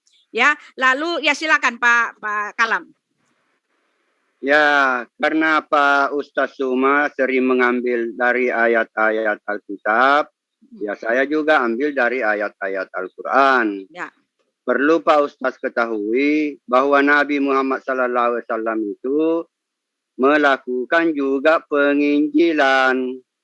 Lihat di surah 11 ayat 2. Di situ Nabi Muhammad dikatakan dia sebagai pembawa berita gembira, sedangkan arti daripada Injil itu adalah kabar gembira. Nah, itu yang umat Islam perlu juga ketahui, bahwa selama ini ulama-ulama kita kurang menjelaskan ayat-ayat yang seperti ini. Ya, jadi sekali lagi saya ulang bahwa Nabi Muhammad SAW itu melakukan penginjilan. Itu ada di dalam Quran surat 11 ayat kedua. Di situ ada dikatakan sampaikanlah berita gembira. Sedangkan berita gembira itu kalau dirujuk kepada Alkitab, artinya Injil itu adalah berita gembira. Jadi sekali lagi kepada saudara-saudaraku yang Muslim supaya memahami hal ini dengan baik. Kemudian apa yang dinubuatkan oleh Al-Quran? Karena Al-Quran ini bernubuat karena pada tahun 600 itu, pada abad ke-6 itu Al-Quran itu ada, sehingga pada waktu itu bernubuat, dan nubuatnya itu sudah terbukti, yaitu Quran surat 345 ya, yaitu bahwa Yesus itu terkemuka di dunia dan di akhirat. Nah, terkait masalah di dunia ini, coba kita perhatikan bahwa orang-orang Yahudi jauh lebih unggul daripada orang-orang Arab. Orang-orang Yahudi juga menguasai perekonomian dunia, menguasai sains. Jadi apa yang dimuatkan oleh Al-Quran itu terbukti.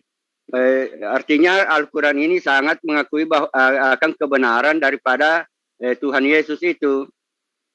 Dan adapun Yesus itu dikatakan sebagai Tuhan, itu pengertiannya itu harus Anda kembali kepada sejarah, bahwa itu adalah terkait dengan raja di situ. Karena kalau kita lihat di Alkitab yang berbahasa Inggris adalah Lord. Kemudian kalau kita perhatikan di dalam Alkitab berbahasa Arab, Sayyid.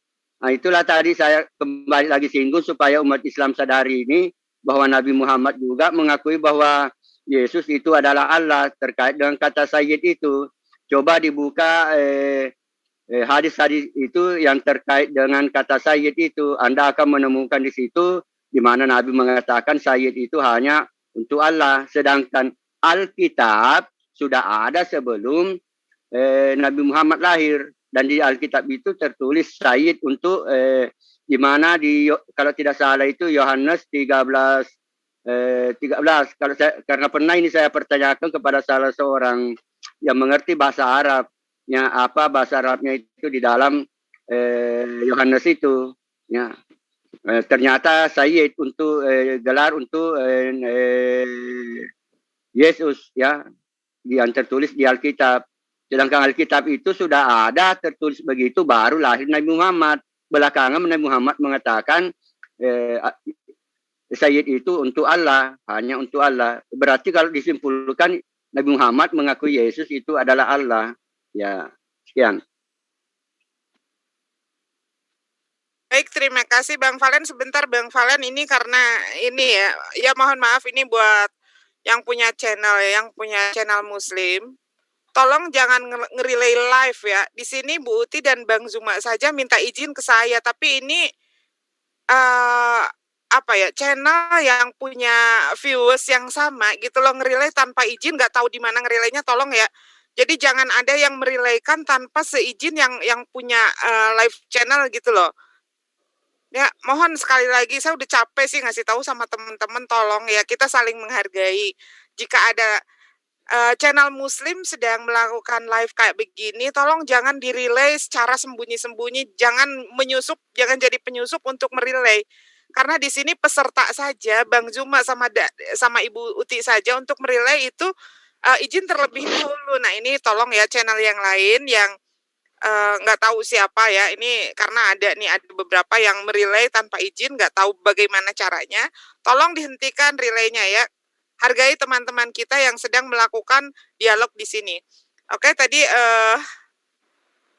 putaran kelima ya sudah diselesaikan dan akan ditanggapi oleh praktisi dari Muslim dimulai saat Bang Zuma berbicara. Silakan Bang Zuma. Baik, jadi yang Ibu katakan pedang itu sama dengan firman asumsi ya. Ibu jangan comot-comot ayat, lalu tuduh saya comot-comot ayat. Saya menggunakan ayat pasti satu demi ayat. Nggak mungkin saya bacakan satu kitab. Kalau satu kitab bubar. Ya, jadi jangan selalu mengatakan comot-comot ayat. Saya ini lebih paham gospel dari Bu Uti. Saya bisa jamin itu. Apalagi Daeng Huceng ini. Ya, dia mencomot Al-Quran surah Hud ayat 2 dengan mengatakan bahwa Rasulullah Muhammad SAW itu memberitakan tentang ketuhanan Yesus karena Injil. Karena Injil itu artinya adalah kabar gembira. Anda belajar dari mana, Daeng Huceng? Injil itu bahasa Quran yang kemudian dirampok oleh lembaga Alkitab Indonesia. Ya, paham Anda? Injil itu bahasa Arab, bukan bahasa Yunani. Ngerti? Lalu kemudian lembaga Alkitab Indonesia menerjemahkan Injil itu sesuka hatinya. Sama seperti dia menerjemahkan Immanuel sesuka hatinya, supaya yang dinubuatkan di Yesaya 9, Yesaya 7 adalah Yesus Tuhan kalian. Tidak ada seperti itu, Daeng Huceng. Allah ta'budu illallah innani lakum minhu nazirum wa basyirun. Ya, agar kamu tidak menyembah selain Allah, jangan menyembah Yesus. Sesungguhnya aku Muhammad adalah pemberi peringatan. Kamu dikasih peringatan, jangan menyembah Yesus. Dan saya adalah pembawa kabar gembira kepadamu daripadanya. Apa kabar gembiranya? Bahwa semua umat Islam akan masuk ke dalam surga siapapun yang mengucapkan kata la ilaha illallah. Kabar gembira yang kedua, aku diutus untuk kepada seluruh manusia. Musa hanya untuk Bani Israel, Yesus hanya untuk Bani Israel. Orang Makassar tidak punya utusan dari Israel. Yang orang Makassar punya, Daeng Huceng, hanya Rasulullah Muhammad SAW yang diutus untuk semesta alam. Pertanyaan saya, yang Bu Uti dan juga Daeng Huceng tidak pernah jawab. Mana dalilnya Yesus untuk orang Indonesia? Kalau Rasulullah Muhammad SAW sudah jelas, ya, dia diutus untuk orang Indonesia, rahmatan lil alamin. Itu juga kalau Anda ngerti. Sekarang saya tanya, mana dalilnya Yesus untuk orang Indonesia? Mana dalilnya aku diutus untuk seluruh alam semesta? Tunjuk dalilnya. Yesus itu Anda mau tuhankan ke? Yesus itu lebih rahmat daripada Rasulullah Muhammad SAW ke? Menurut Anda, saya minta dalil. Yesus mengajarkan dirinya diutus kepada serigala Nusantara Republik Indonesia. Tunjuk. Saya minta dalil. Saya tidak minta Anda berkhotbah kosong. Silakan. Ya, Tahta, Pak Tahta. Oke, sudah selesai ya. Ya. Jadi gini ya, untuk Om Kolam ya, Anda kalau masalah Al-Quran itu nanti saja tak kasih sesi ya. Anda hanya bertanya saja semua tentang Al-Quran. Karena sangat ngacau ya. Nah, seperti yang ini ya. Allah ta'budu illallah innani lakum minhu nadhiru wa basyir. Nah, dari situ peringatan. Maksudnya apa? Orang yang tidak menyembah kepada Allah, tidak mau taat, maka diberi peringatan dengan apa? Siksaan nanti di akhirat. Wa basyirun. Basyirun itu apa? Kabar gembira. Barang siapa yang taat kepada Allah, beriman kepada Allah, mentuhankan dia, basyirun, kegembiraan. Dengan apa nanti? Apa? Dengan pahala. Yang mana dengan pahala itu nanti akan masuk surga. Apa hubungannya dengan Injil itu, Pak? Jadi ada apa ya? Tentang Al-Quran semuanya yang saya teliti itu salah semua. Sedangkan saya per kalimat itu tahu arahnya kemana tentang Al-Quran itu. Per titik itu tahu, per harokat itu. Karena ada makna di situ. Jadi tolong nanti kalau bawa Al-Quran itu ya apa ya? Ya kasihan saya itu. Saya tersenyum terus itu, tertawa ketika Anda menampilkan ayat-ayat Al-Quran gitu ya. Untuk bukti, sudah tak kasih tahu. Kalau Anda mengkritik Al-Quran karena ada peperangan, ingat peperangan itu mulai dari Uhud, Perang Badar, Kubra, Qainuqa, Hunain, ya, terus Jumatil Jandal, Khaybar, itu melawan kedoliman. Kalau digabungkan dengan ayat yang lain, ini memang untuk rahmat. Karena ingin membebaskan dari raja-raja yang dolim. Sebagaimana nabi-nabi yang dulu. Kenapa ada ayat-ayat perperangan? Coba. Karena kenapa Daud berperang? Salomo. Terus di dalam Taurat banyak perperangan. Dan Hosea semuanya. Kenapa ada itu? Sama seperti di dalam Islam. Tujuannya supaya mereka menyembah kepada Allah. Nah, kenapa Kak Bu Uti cuma fokus ke Al-Quran? Padahal kalau kita baca Alkitab ya sama. Nah, pertanyaannya mungkin Bu Uti karena Yesus tidak pernah berperang. Ini harus tahu karena Yesus tidak punya pasukan, tidak kuat. Lawan Israel saja tidak mampu. Nah, ditambah lagi kerajaan Roma yang begitu besar. Sehingga ajarannya apa? Ya diem aja. Sebagaimana Nabi Muhammad pada awalnya 1 tahun, 2 tahun, 3 tahun, bahkan dilempar dengan kotoran, fa'fu wasfahu, memaafkan, kasih. Gitu loh. Sehingga kalau saya memakai ajaran yang 5 tahun kepada Nabi Muhammad, itu kasih. Sebagaimana saya memakai ajaran Yesus yang 3 tahun, kasih. Karena mau melawan gimana? Tidak punya pasukan, musuhnya berat. Ya, nah, diutus untuk Israel saja ditolak. Ya, tidak menerimanya. Nah, terus makanya baca Alkitab itu semuanya kenapa ada peperangan. Itu tujuannya sama. Bukan mereka memang memaksa untuk memerangi supaya beriman. Bukan memaksa langsung dolim gitu, enggak. Apalagi di dalam Islam, peperangan saja diatur. Ingat, tugas kamu membunuh di dalam peperangan saja. Ya, itu saja. Bahkan di dalam perjalanan, ada pohon-pohon, ada biara-biara. Kamu lindungi mereka. Jangan sampai kamu merusak. Oke, putaran kelima telah ditutup oleh Ustadz Tahta ya. Sekarang kita lanjut dengan putaran ke-6 dimulai dari Pak Ibnu Kalam atau Ibu Uti berbicara. Saya dulu. Silakan Bu. Ya, ini ya, tadi Pak Tata mengatakan Muhammad itu diutus untuk satu negara. Saya minta ayatnya, ayat pengutusannya bersaksi sekalian dengan bukti-buktinya, kesaksian orang yang melihatnya. Tidak hanya klaim ya Pak ya. Ya, pernyataan, jangan hanya pernyataan Muhammad, aku diutus untuk satu negara, tanpa ada yang membuktikan, tanpa ada yang mengutus, hanya dengan klaim. Saya minta yang ada buktinya bahwa Muhammad diutus untuk satu negara. Lalu Pak Juma mengatakan bahwa Muhammad sudah dinubuatkan di dalam kitab Ulangan 18 ayat 6. Maaf Pak, lagi-lagi salah melulu Pak. Bukan Ulangan 18 ayat 16 itu tidak merujuk kepada Muhammad, sama sekali tidak, tetapi itu merujuk kepada Yesus Kristus ya.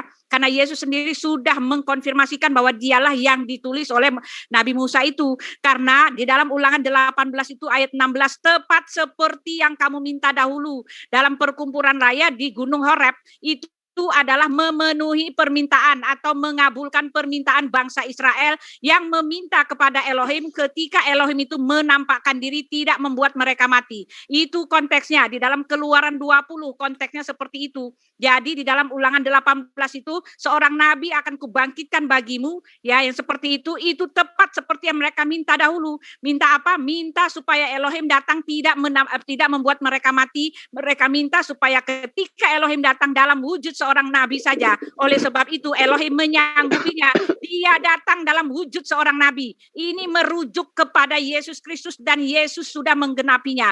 Dan kalau Bapak mengatakan itu merujuk kepada Muhammad, saya minta ayatnya, pengakuan dari nabi yang mengatakan bahwa dialah yang ditulis oleh Nabi Musa itu. Saya yakin nabi sendiri boro-boro tahu akan ayat ini gitu loh. Lalu Bapak mengatakan jika matamu membuat kamu ke neraka maka cungkilah itu. Betapa kejamnya Yesus. Oh tidak Pak, itu maksudnya adalah konteksnya adalah betapa keselamatan itu jauh lebih berharga dari segala apapun. Jadi kalau karena mata kamu itu membuat kamu masuk neraka, ya dicongkel saja. Mending kamu masuk surga dengan mata buta daripada kamu punya mata tetapi masuk neraka. Itu artinya. Maksudnya adalah keselamatan yang luar biasa besar nilainya dan tidak bisa dibayar dengan apapun. Nah, lalu di situ juga Yesus, Pak Juma mengatakan bahwa Yesus itu cuma ciptaan. Maaf Pak, sekali lagi saya bilang Alkitab kami tidak menyatakan seperti itu. Kalaupun Bapak mengatakan bahwa Yesus ciptaan karena dia lahir, karena dia disusui, karena dia pernah menjadi anak-anak, itu kan pada tahap dia menjadi manusia. Yang kita omongin itu dari mana dia berasal. Alkitab dengan jelas menyatakan dia berasal daripada Elohim sendiri. Di dalam ayatnya, di dalam Yohanes 1 ayat 14 itu ada ayatnya, ada dalilnya, ada faktanya, ada buktinya yang merupakan ketetapan kami untuk berpijak. Kalau Bapak menyangkali itu ya terserah saja, tetapi itu artinya Bapak menyangkali kebenaran gitu loh. Silakan Pak Kalam. Ya, saya menyinggung khusus kepada Pak Ustaz Suma karena beliau menjelaskan tentang orang Kristen menyembah Yesus. Ya, apa yang Anda katakan itu betul Pak, tapi tidak semuanya seperti itu yang Anda pahami. Yang Anda kritik itu sebenarnya adalah oneness. Mereka itu menyembah Yesus, betul. Tetapi orang Trinity itu tidak menyembah Yesus Pak, menyembah Bapa. Dalam hal ini itu tertulis juga di dalam Alkitab, ya, bahwa satu-satunya Allah adalah Bapa. Jadi orang Trinity itu Pak menyembah Bapa, bukan menyembah Yesus. Tetapi di dalam hal penyembahan ini itu harus Anda pahami ada yang namanya penyembahan secara priestkomunia atau penyembahan secara menghormati, ya. Jadi di sini timbullah perbedaan antara Islam dengan Kristen, ya, di mana di dalam hal penyembahan penghormatan itu atau saya menyebutnya sebagai penyembahan simbol. Orang Islam itu menyembah Allah Subhanahu wa taala dengan perantaraan sujud kepada Ka'bah, ya. Sedangkan orang Kristen adalah menyembah Bapa dengan perantaraan sujud kepada Tuhan Yesus, ya. Nah, ini timbul lagi di sini perbedaan yang sangat mencolok, ya, bahwa priestkomunia yang Anda lakukan dengan orang Kristen yang dilakukan orang Kristen itu sangat berbeda sekali, ya, bahwa orang Islam itu penyembahannya secara perantara itu kepada makhluk yang mati, ya, kepada benda mati. Sedangkan penyembahan secara hormat di dalam kekristenan itu adalah yang hidup, dalam hal ini Tuhan Yesus. Karena Tuhan Yesus itu dijadikan perantara untuk menyembah kepada Bapa, di mana Bapa itu tidak terlihat, sehingga kalau mau menyembah secara priestkomunia atau penyembahan simbol, itu orang Kristen jauh lebih unggul karena yang disembah atau disembah secara simbol atau disembah secara priestkomunia itu adalah raja, ya, raja, dan dia hidup, ya, sampai sekarang ini masih hidup, ada di surga. Jadi Anda harus sampai pernah saya membuat video itu untuk mengkoreksi Anda. Ini sebenarnya orang-orang Islam itu masih sulit memahami apa itu menyembah, sehingga mereka Anda orang-orang Islam saya kritik supaya memahami lebih lanjut tentang penyembahan itu, bahwa penyembahan itu ada dua macam, priestkomunia dengan penyembahan secara roh. Iya. Baik Pak Ibnu Kalam, terima kasih sudah memaparkan di putaran ke-6 ya. Dan putaran ke-6 ini akan ditutup dari tanggapan praktisi muslim sebelum kemudian nanti kita akan memberikan tambahan waktu untuk sesi battle ya. Sesi battle seperti biasa di mana kedua peserta bisa mengemukakan pemaparannya masing-masing tanpa ada batasan waktu. Waktu penutupan dari sesi kedua ini dimulai saat Ustadz Tahta berbicara. Silahkan Ustadz Tahta. Oke. Saya akan menanggapi dalil-dalil yang diminta oleh Bu Uti, karena saya mengatakan jangan memperbandingkan Nabi Muhammad dengan Yesus. Karena Yesus itu ibaratkan satu negara, yaitu Israel. Sedangkan Nabi Muhammad untuk seluruh dunia. Minta dalil. Kalau dalam Al-Quran, untuk Nabi Muhammad, wa ma arsalnaka yang rahmatan lil alamin, seluruh alam. Yesus dalam Al-Qur'an ya, wa rasulan ila bani Israel. Jelas ya, untuk Israel saja. Itu dalilnya. Terus Yesus dalam Alkitab ya, kalau kita dalil-dalilnya bahwa dia untuk Israel ya, dalam Matius 2 ayat 6 ya. Terus 2 sampai 6. Nah, Kisah Para Rasul 13 2 3. Matius 15 24. Ya, Yohanes 17 9. Matius 19 28. Terakhir Matius 10 5 sampai 6. Ini kan sudah dalil bahwa saya mengatakan dia untuk Israel saja, Nabi Muhammad dengan dalil juga untuk seluruh bangsa. Untuk Ibnu Kalam. Nah, Islam dengan orang Yahudi sama. Coba dalam Mazmur, aku menyembahmu ya Allah, ya. Untuk apa? Menyembahmu, masuk ke dalam bait suci ini, menghadap apa? Menyembah Allah, menghadap ke bait suci. Ya, Islam juga menyembah Allah, berkiblat kepada Ka'bah bait suci. Nah sekarang, ada nggak Kristen itu mengatakan, Yesus mengatakan, kalau kamu menyembah saya, karena saya lah pelantara. Pelantara untuk menyembah Allah harus menyembah saya. Mana ayatnya, ada nggak? Kalau Islam dengan Israel, menyembah Tuhan, tapi punya kiblat, namanya bait suci. Nah kalau Ibnu Kalam mengatakan bahwa menyembah Yesus, ya berarti menyembah Allah melalui menyembah Yesus, pelantaranya Yesus. Mana ayatnya? Gitu ya. Nah, berapa menit ini? Nah, mungkin itu ya, Pak Bang Zuma, silakan. Oke, baik. Jadi Pak Kolam ya, Pak Kolam, sorry, Deng Huseng. Anda mengatakan Yesus itu adalah Anda tidak sembah, tetapi Anda mengatakan dia itu adalah Tuhan. Ya, itu gimana ceritanya? Kalau Anda tidak menyembah kepada Yesus, Anda rugi. Karena Yesus itu bagi Anda adalah Tuhan. Jangan Anda katakan dia itu adalah Tuhan simbol. Kasihan Yesusnya. Anda harus belajar dulu, Deng Huseng. Ka'bah itu diimani oleh umat Islam bukan sebagai Tuhan yang datang dalam rupa kubus. Bukan. Kalau Yesus diimani oleh Anda, Tuhan yang datang dalam rupa manusia. Beda. Makanya saya katakan pakai otak, pakai akal ini Deng Huseng, pakai akal. Ka'bah itu bukan Tuhan yang datang dalam rupa kubus. Yesus itu adalah Tuhan yang datang dalam rupa manusia. Jadi di situ kegagalan Anda. Ya, lalu kemudian tema kita, siapakah Nabi yang rahmatan lil alamin? Sudah jelas-jelas Yesus gagal. Yesus mengajarkan menyembah hanya kepada Allah saja, satu-satunya Allah yang benar. Gagal dia. Ya, dia mengajarkan kepada Bani Israel, aku ini hanya utusan Allah. Gagal dia. Dia tidak memiliki ajaran yang sampai hari ini nggak ada lagi. Sekarang sudah dia dikala oleh Paulus. Paulus mengajarkan ajarannya lengkap dengan perangkat-perangkat pagannya. Ajaran Yesus habis. Kalah Yesus daripada Paulus. Bagaimana Anda mau mengatakan dia rahmatan lil alamin? Aku diutus hanya kepada domba-domba yang hilang dari Bani Israel. Datang Paulus. Yesus diutus untuk semua manusia.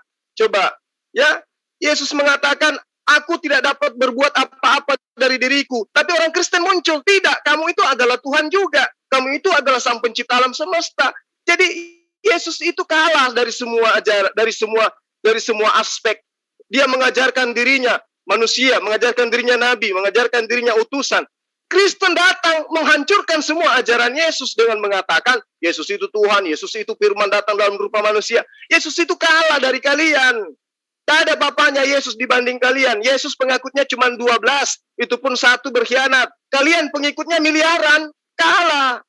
Ya, kalah Yesus dari kalian itu karena dia tidak berbuat apa-apa. Lalu kemudian mengenai nubuatan tentang Yesus. Ya, yang Anda Bu Uti tadi katakan. Itu dikatakan jelas nabi yang sama seperti Musa.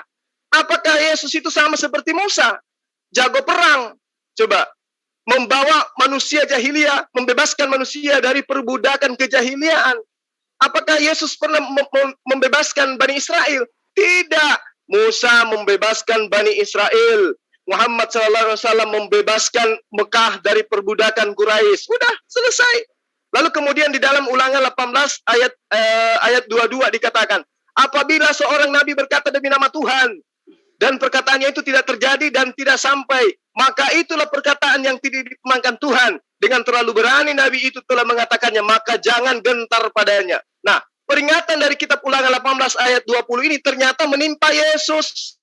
Sosok yang dianggap penebus dosa ternyata dibunuh, disalib dengan sadis dan kejam sampai mati. Kenapa Yesus dibunuh? Berdasarkan dalil ini karena dia terbukti nabi palsu. Apa buktinya Yesus nabi palsu di dalam kitab Anda? Baca Lukas 24 ayat 24 sampai ayat 46. Dia berkata, inilah perkataanku yang harus kukatakan kepada kalian, bahwa ada tertulis di dalam Mazmur, di dalam Taurat, ya, bahwa Mesias itu harus bangkit di antara orang ketiga, orang mati di hari ketiga. Ini perkataan Yesus, tapi tidak terbukti, tidak ada perkataan Mesias akan bangkit pada hari ketiga di dalam Taurat dan juga di dalam Mazmur. Karena itulah kemudian di dalam Ulangan 18 ayat 22, apabila seorang nabi berkata tentang perkataan Tuhan, tetapi perkataannya itu tidak terjadi, tidak terbukti, maka dia harus dibunuh. Makanya Yesus dibunuh. Kemudian Yesus mengatakan di dalam Matius 10 ayat 23, apabila mereka menganiaya kamu dalam kota yang satu, larilah ke kota yang lain. Karena aku berkata kepadamu, sesungguhnya sebelum kamu selesai mengunjungi kota-kota Israel, aku manusia, anak manusia, sudah datang. Buktinya, walaupun murid-murid Yesus selesai mengunjungi kota-kota Israel, sampai hari ini Yesus tidak pernah datang. Ya, ternyata ramalan Yesus itu bohong. Ramalan Yesus itu tidak terbukti. Kena lagi dia terhadap Ulangan 18 ayat 22. Apabila seorang nabi berkata demi nama Tuhan tapi tidak terbukti, maka dia harus dibunuh. Ramalan Yesus itu tidak ada yang kena, makanya dia mati disalib, bukan karena dia maha kasih. Matius 16 ayat 28, aku berkata kepadamu, sesungguhnya orang-orang yang hadir di sini ada yang tidak mati sebelum aku datang. Muridnya Yesus mati semua, Yesus belum datang. Makanya karena dia nabi palsu, berdasarkan ayat Anda, kitab Anda, makanya dia dilenyapkan, makanya dia disalib.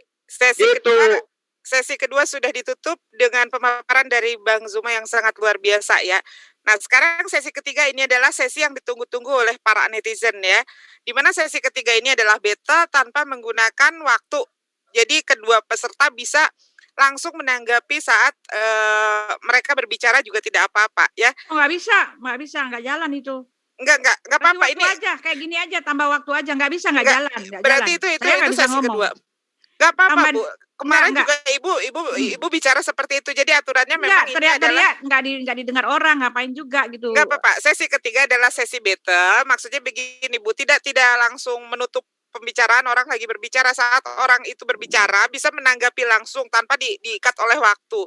Ya sama aja kan, lagi ngomong di itu enggak ini gini. Karena kayak gini aja, tambah aja 2 putaran. Ini Kalau terarah. saya terserah aja, Enggak, ini kayak gini aja, tambahin aja 2 lagi, masing-masing 6 gitu, 2 lagi. Itu enggak, aja. Bu, ini karena kita udah bikin aturan seperti ini ya, Bu ya.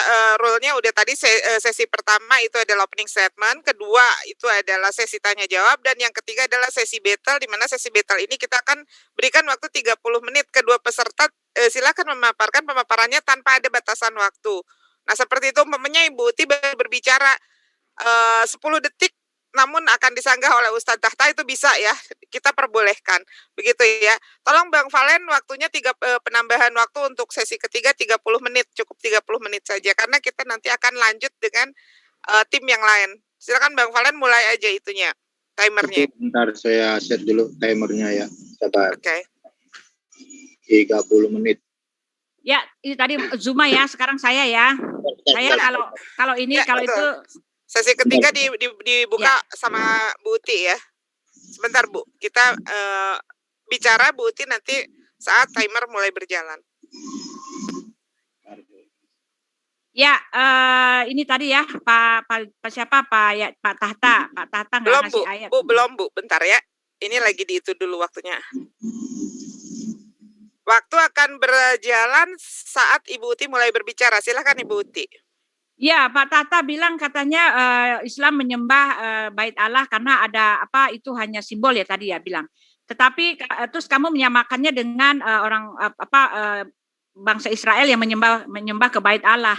Pada saat itu nabi-nabi Raja Daud ya menyembah kepada bait Allah itu karena memang Allah itu ada di situ. Allah mendiami bait suci itu. Nah, kalau kamu menyamakan itu bahwa kalian menyembah Allah karena seperti yang ditiru oleh nabi-nabi menyembah kepada bersujud kepada bait Allah, itu artinya Allahmu memang ada di situ. Tidak bisa kamu pungkiri karena kalian berkiblat, karena kalian mengarah ke situ dan karena Tuhan itu ada di situ. Karena kamu memakai contohnya adalah contoh para raja-raja pada zaman dahulu yang berkiblat kepada bait Allah. Mereka berkiblat karena memang Allah pada saat itu datang gitu loh. Lalu di situ juga Yesus mengajarkan untuk menyembah sebagai utusan. Maaf sekali lagi saya bilang tidak ada ajaran Yesus yang mengajarkan dia untuk menyembah sebagai utusan. Lalu Pak Juma tadi mengatakan mana ayatnya Yesus itu untuk dunia? Oh ada Pak, banyak sekali. Yohanes 6 ayat 48, akulah roti hidup yang telah turun dari sorga. Jikalau seorang makan dari roti ini ia akan hidup selama-lamanya, dan roti yang kuberikan ini ialah dagingku yang akan kuberikan untuk hidup dunia. Dengan begitu patah Pak, kematian Yesus itu dia katakan untuk diberikan kepada dunia. Terserah Bapak mau terima atau tidak, tetapi itu Yesus mati untuk dunia. Ketika dia mengatakan aku hanya diutus untuk bangsa Israel, itu lihat dulu konteksnya. Ya, konteksnya adalah dia sedang menguji iman dari perempuan yang minta anaknya itu disembuhkan, dan perempuan itu berasal dari suku yang kepadanya bangsa Israel dengan suku itu tidak bersahabat.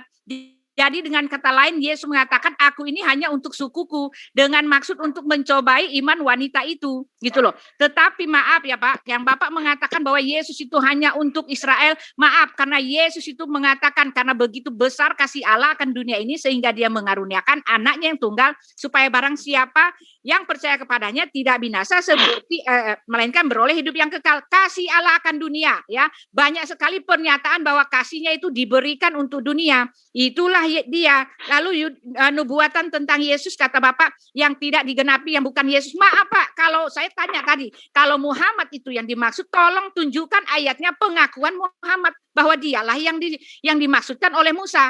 Muhammad sendiri tidak pernah menulis ayat ini. Tidak seperti Yesus. Yesus mengatakan bahwa akulah yang ditulis oleh Musa itu. Musa menulis tentang aku, dia mengatakan seperti itu. Lalu ayat ini dengan jelas mengatakan bahwa nabi itu diberikan untuk memenuhi permintaan. Ayat 16 tidak bisa Bapak buang. Ayat untuk memenuhi permintaan bahwa ketika Elohim hadir, jangan dalam wujud yang tidak membuat mereka mati. Itu tidak bisa Bapak hilangkan. Karena itulah topiknya, karena itulah konteksnya gitu loh. Oke, baik Bu Ti. Gantian. Anda mengatakan bahwa Allah itu harus ada di dalam Ka'bah karena orang-orang dahulu, nabi-nabi terdahulu itu Anda klaim ketika mereka sujud menghadap bait suci, di situ ada Allah dalam wujud yang sesungguhnya. Padahal di dalam satu Raja-Raja 8 ayat 27, benarkah Allah hendak diam di atas bumi, sesungguhnya langit, bahkan langit yang mengatasi segala langit pun tidak dapat memuat engkau, terlebih lagi rumah yang kudirikan ini. Ya. Jadi ketika Anda mengatakan, oh justru karena itulah, maka Allah itu membentuk diri, merubah diri menjadi manusia. Tidak bisa dibantah lagi oleh Yesaya 43 ayat 10. Ya, engkaulah saksi-saksi. Tidak ada Tuhan yang dibentuk sebelum aku dan tidak ada Tuhan yang dibentuk setelahku. Jadi kalau ada Tuhan baru bentukan manusia, bentukan burung merpati, itu Tuhan-Tuhanan. Itu tidak diajarkan oleh para nabi. Lalu kemudian ketika Anda mengatakan bahwa Yesus untuk dunia, itu bukan perkataan Yesus, itu perkataan pengarang kitab Anda. Anda harus bisa membedakan mana perkataan Yesus, mana perkataan penulis. Coba Anda teliti lagi deh, ayat yang menerangkan bahwa Yesus itu untuk dunia. Ya, dia hanya mengatakan bahwa aku diutus hanya kepada domba-domba yang hilang dari Bani Israel. Bahkan dia mengajarkan, berbisik, berpesan kepada murid-muridnya, agar ke-12 muridnya itu tidak ke bangsa lain, tetapi hanya kepada orang-orang Samaria, hanya kepada orang-orang yang hilang dari Bani Israel saja. Jadi tidak ada ajaran Yesus itu untuk dunia, nggak ada. Yesus membatasi ajarannya. Bahkan dia mengatakan, aku berdoa bukan untuk dunia, aku berdoa hanya untuk Bani Israel. Silakan. Ya, saya sebentar ya Pak Tata ya, nih saya jawab nih. Nih Pak Juma. Pak Juma memakai ayat raja-raja ya, satu raja-raja ya. Sesungguhnya bumi ini terlalu besar untuk engkau gitu ya. Sesungguhnya engkau terlalu besar, itu di kitab raja-raja, yaitu perkataan Salomo. Pak mau kasih tahu ya Pak, baca ayat itu langsung habis Pak. Ya, apakah engkau akan datang ke bumi, sesungguhnya bumi ini terlalu besar, kata Raja Salomo. Emang iya, Pak?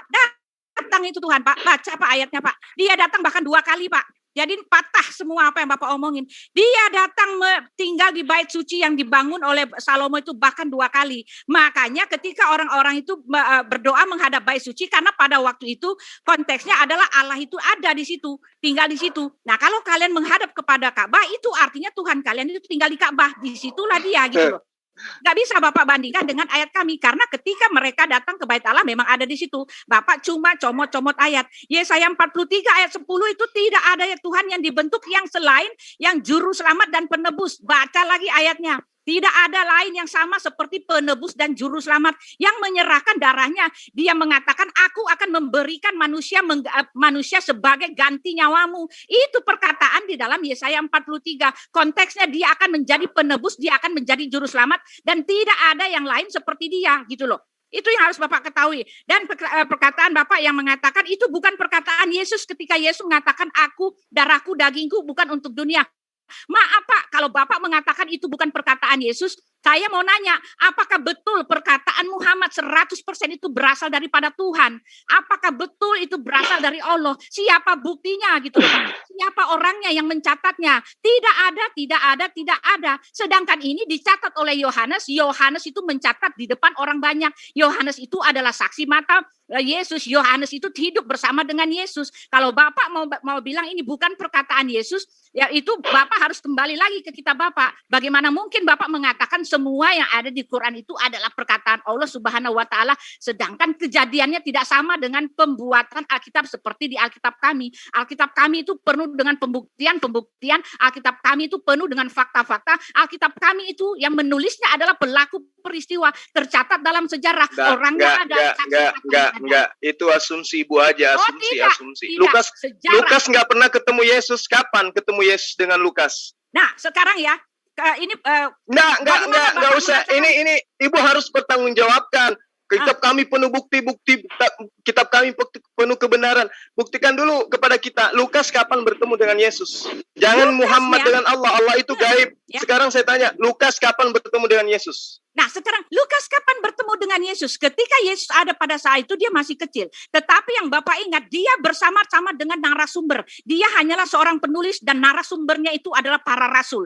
Lukas dan Markus adalah para Lukas rasul. Tidak pernah bertemu dengan Lukas Yesus tidak kan? pernah bertemu dengan Yesus, tetapi Matius adalah muridnya. Udah, berarti kebenaran apa yang Anda ingin jajakan ketika Lukas mengajarkan tentang Yesus, sementara Yesus tidak pernah bertemu dengan Lukas. Nah, sekarang bagaimana bedanya dengan Nabi Bapak apa? Apa bedanya gitu loh? Saya mau nanya, sekarang tunjukkan apakah pernah ada pembuktian Nabi bertemu dengan Allah? Tunjukkan. Allah itu bukan manusia. Bagaimana mungkin dia bisa bertemu dengan manusia? Atau Anda ingin mengatakan Allah itu manusia seperti di konsep Anda? Ya, setidak-tidaknya Pak, setidak-tidaknya ada peristiwa, ada sejarahnya yang melihat ya, orang melihat bahwa betul-betul Nabi itu menerima pewahyuan itu dari Allah. Orang kalau tidak menyaksikan kenabian Rasul Muhammad SAW, Islam itu sekarang sudah nggak ada. Sama seperti Yesus. Di Yahudi tidak ada ajaran menyembah kepada Yesus. Kenapa? Karena ajaran menyembah Yesus itu tidak ada. Nanti belakangan baru muncul. Hadis Bukhari, Abu Dawud, emang pernah ketemu Muhammad? Itu ratusan tahun. Itu dengar dulu. Makanya kalau Ibu ingin mengkaji hadis, Anda juga harus mendudukkan kitab Lukas sesuai dengan hadis. Sekarang saya tanya, Lukas menerima siapa? Dari siapa Lukas terima? Lukas ajaran yang dia tulis itu terima dari rasul. Baca kisah siapa nama rasulnya? Siapa nama rasulnya? Dia bersama siapa Petrus, nama rasulnya? Petrus, siapa nama rasul yang bertemu dengan Lukas? Lukas bersama Rasul Paulus bersama Paulus kapan bertemu dengan Yesus? Paulus bertemu dengan Yesus baca di dalam kisah para rasul 9. Perjumpaannya di depan mata orang banyak. Itu pengakuan Paulus, bukan pengakuan Yesus. Kalau saya balikin. Ini makanya saya katakan hadis Bukhari ada namanya kritikal sanad, ada namanya kritikal matan, perawi di dalam Islam. Apa itu? Rasulullah bertemu dengan si A bertemu si B bertemu dengan si C bertemu dengan si D. Itu namanya kritikal sanad, itu namanya sanad. Nah, sekarang Lukas bertemu dengan Paulus. Paulus bertemu Yesus kapan? Ya, udah kasih saya ngomong dong. Sekali saya ngomong ya. Kalau Bapak bijaksana, kasih saya ngomong. Ya, kalau yang namanya sanad, A bertemu dengan B, B bertemu dengan C, C bertemu dengan iya. Ustadz Tahta juga bisa dibuka aja mute-nya Ustadz Tahta. Jangan di-mute mic-nya. Silakan ikut ya, bicara ini juga. Ustadz Tahta ya. Ini Oh, bisa A bertemu dengan B. Ya, A bertemu dengan B, B bertemu dengan C. 200 tahun pertemuannya itu, entah siapa bertemu di mana, di mana.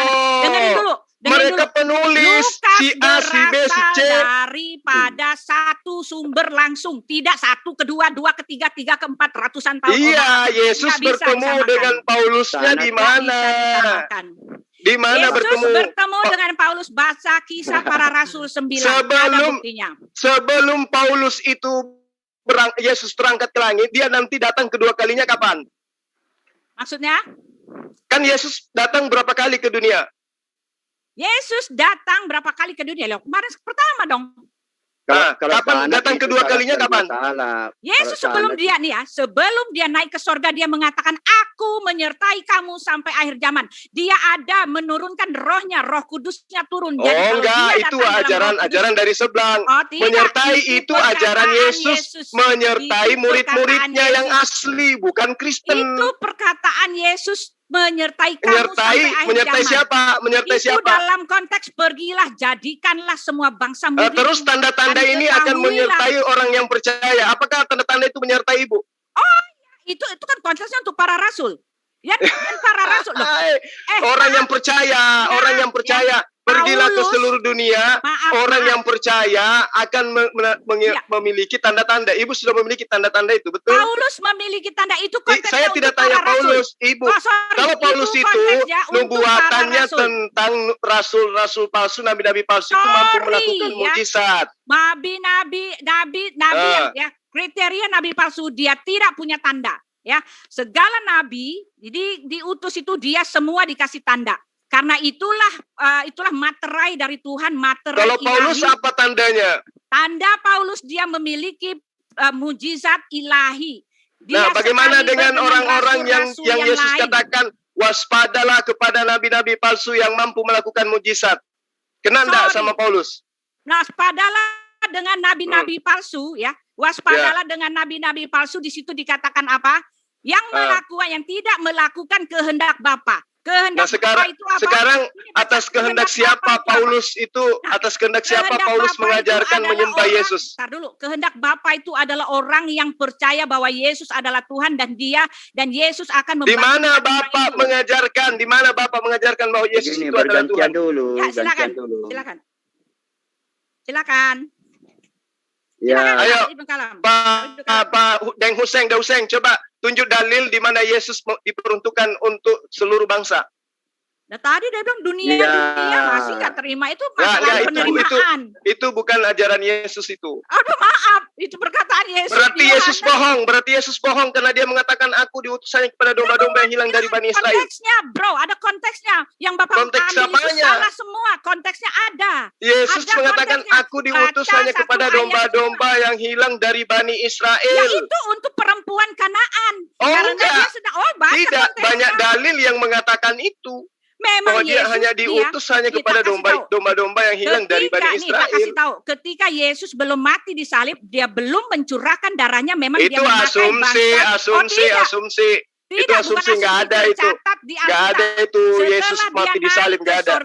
Itu ajaran pagan yang disadur oleh Paulus. Maaf, setelah dia bangkit, perkataannya sudah lain. Dia menyuruh semua orang untuk pergi ke dunia. Berarti Yesus itu pembohong.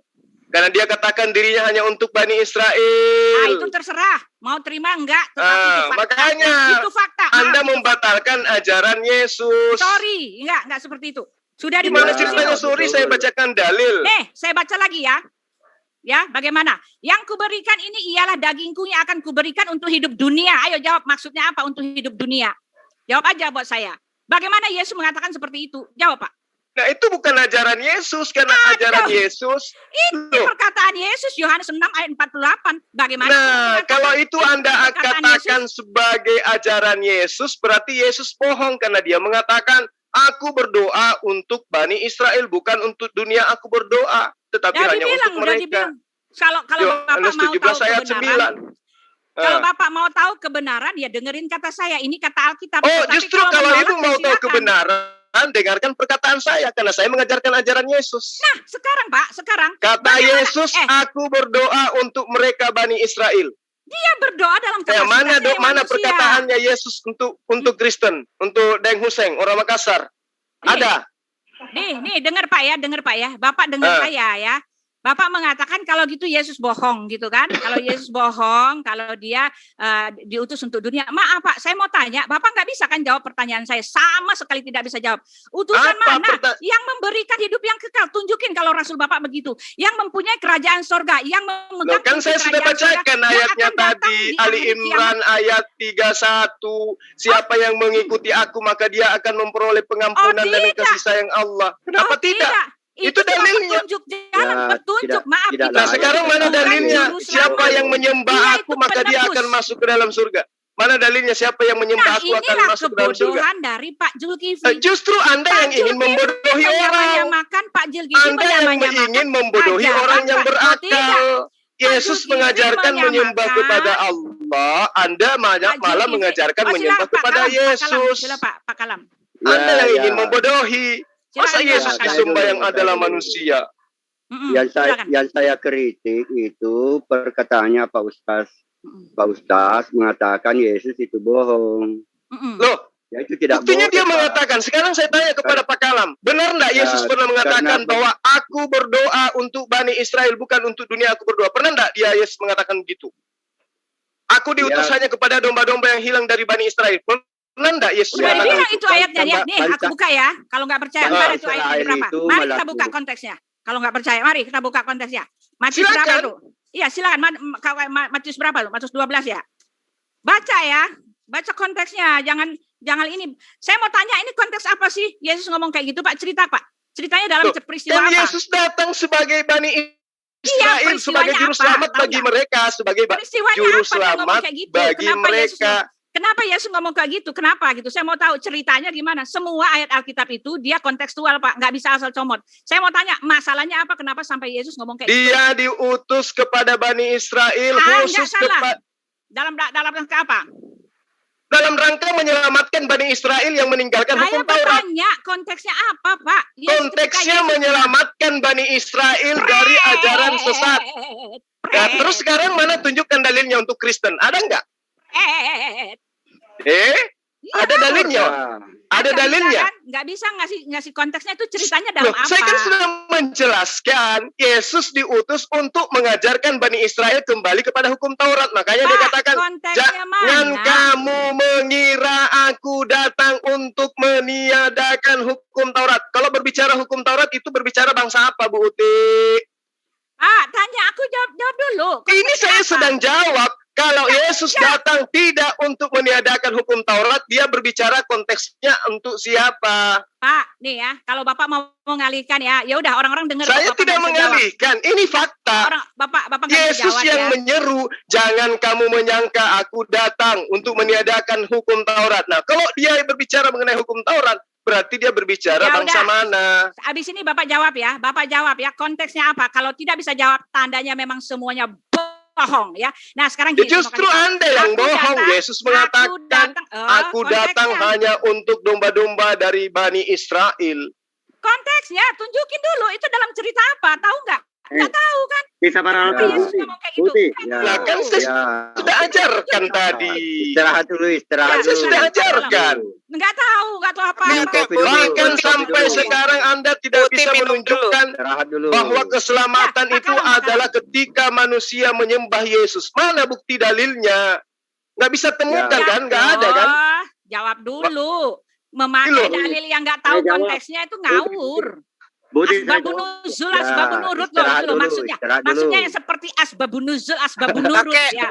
Ceritanya itu loh. Kasih ayatnya dari Ya, yang 10 menit ini asbabun untuk nuzulnya saya gitu lagi. loh. Yang Ketika 10 Yesus menit mengatakan ini. bahwa dia itu Dan Hussein untuk gak ada dia. ilmu, ngapain dikasih waktu? Pak, mana asbabun nuzulnya ketika Yesus mengatakan bahwa dia itu diutus hanya untuk domba-domba yang sesat dari kaum Israel. Itu ceritanya apa? Ya seperti asbabun nuzulnya. Tunjukin ke saya. Saya mau dengar pengetahuan Pak Zulkifli yang katanya pinter comot-comot ayat. Ternyata kalau di sini Bapak tidak bisa unjukkan, saya kasih waktu 5 menit. 2 Sekarang menit. tunjukkan 2 menit. Saya nggak dalilnya peduli. 2 mana menit. Yesus untuk Itulah buktinya bahwa sedunia. Pak Zulkifli Mana? tidak tahu konteks. 2 menit saya tunggu. Silakan. Yang lain Mana ngomong. dalilnya? Silakan Yesus itu datang. tunjukkan. Saya sudah kasih tahu. Konteksnya ayat-ayat kedatangan Yesus Bapak kasih di dunia itu ini copot. itu untuk Bani Israel. Seruannya Sema Israel, Sema Israel, Sema Jawab. Israel. Mana Jawab. seruan Yesus untuk dunia? Nah, jawab. Itu dalam Mana? konteks apa? Jangan asal Mana ngoceh, tapi nggak seruannya? tahu Ya, latar belakangnya. konteksnya dia sebagai utusan Allah yang datang ke Bani Israel untuk menyelamatkan Bani Israel. Oke, Buti minum dulu, kasih Ustaz Ya, Tata minum untuk dulu, menjawab. Istirahat dulu. Matius 10 ayat 5 ayat 6 Ya, Yesus berpesan kepada ke-12 muridnya, janganlah kamu menyimpang ke jalan bangsa lain. Ya, tunjukkan Melainkan konteksnya. pergilah kepada domba-domba yang hilang Silakan. dari umat Israel. Silakan ngoceh sebanyak-banyaknya. Pergilah tanpa dan pembuktian. beritakanlah kerajaan Anda surga sudah hanya dekat. pengkosong Sembuhkanlah berbunyi orang yang nyaring. sakit, bangkitkanlah orang yang mati, tahirkanlah orang yang kusta, usirlah setan-setan. Ini perintah Yesus kepada ke-12 Silakan muridnya. ngomong sebanyak-banyaknya. Sekarang tunjuk tanpa dalilnya. bukti, tanpa Mana pembuktian. dalilnya Kalau tidak- Yesus diutus untuk dunia? Jadi kasih tahu tadi. Silakan ngomong Budi, sebanyak-banyaknya. Budi. Buti, Saya cuma mau nanya. Buti Bentar kasih dong, bentar. Ustaz Tata Ya. untuk bicara. Dari Mana konteksnya? Saya tunggu Pak Juma Ya, sampai ini Pak habis. konteksnya Kalau ini Pak loh, Juma tidak bisa jawab, itu artinya Pak Juma memang cuma comot-comot ayat tanpa tahu makna Ya, ya. dari kata itu. Mana Saya dalilnya tunggu. Yesus untuk dunia? Mana? Saya tunggu. Oke, silakan Pak Tata. Ini saya Ustaz cuma Tata mau minta memberikan dalil loh, Pak minta Tata, Pak Tata. ayat loh. Ustaz Tata mau memberikan konteksnya. Tolong didengar dulu Buti ya. Ada 2 dalil tak tambah ya, dari Ustadz Juma tak tambah. Kisah para Rasul 13:23, gimana itu? Dan dari keturunannya lah sesuai dengan yang telah dijanjikannya, Allah telah membangkitkan juru selamat bagi orang Israel. Coba, yaitu Yesus. Tambah Baca lagi dulu dalam- sampai habis ya, baca. Minimal Ya. 5 ayat saya mau minta. Jelas itu Minimal untuk 5 ayat. Israel. Minimal 5 ayat baca dulu. Untuk dan- Israel kok sudah nyata. Minimal 5 ayat. Aku hanya. Ngerti? Pak Dan Juma. engkau Bethlehem, Pak ya. Juma nggak bisa. Karena Coba yang buka muda. cepet-cepet Pak. Buka Pak. Oh, Buka dulu Pak. sekali-kali. Saya Bukan nggak akan yang ngomong seperti lagi yang sama Pak mereka. Juma sebelum saya dapat pengakuan atau penjabaran tentang konteks ayat yang Bapak comot-comot itu. Satu aja contohnya. Ya, Loh, aku diutus Aku hanya untuk diutus bangsa hanya Israel. kepada Silakan domba-domba tunjukkan yang hilang ceritanya dari apa. Bani Ya, Israel. tunjukkan ceritanya apa? Kenapa Yesus bicara seperti itu? Untuk siapa? Bagaimana? Dalam kondisi apa? Dan apa maksudnya? Silakan tunjukkan. Karena saya. memang dia hanya untuk Bani Israel. Pret. Loh, dalilnya jelas. Dalilnya jelas. Coba baca di ayat kelima. Ya, dia berpesan kepada siapa?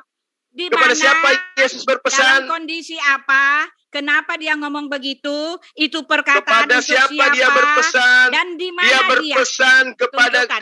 ke-12 muridnya. Sekarang coba mana pesan Yesus kepada ke-12 muridnya untuk Kasih unjuk semua konteksnya, bangsa-bangsa.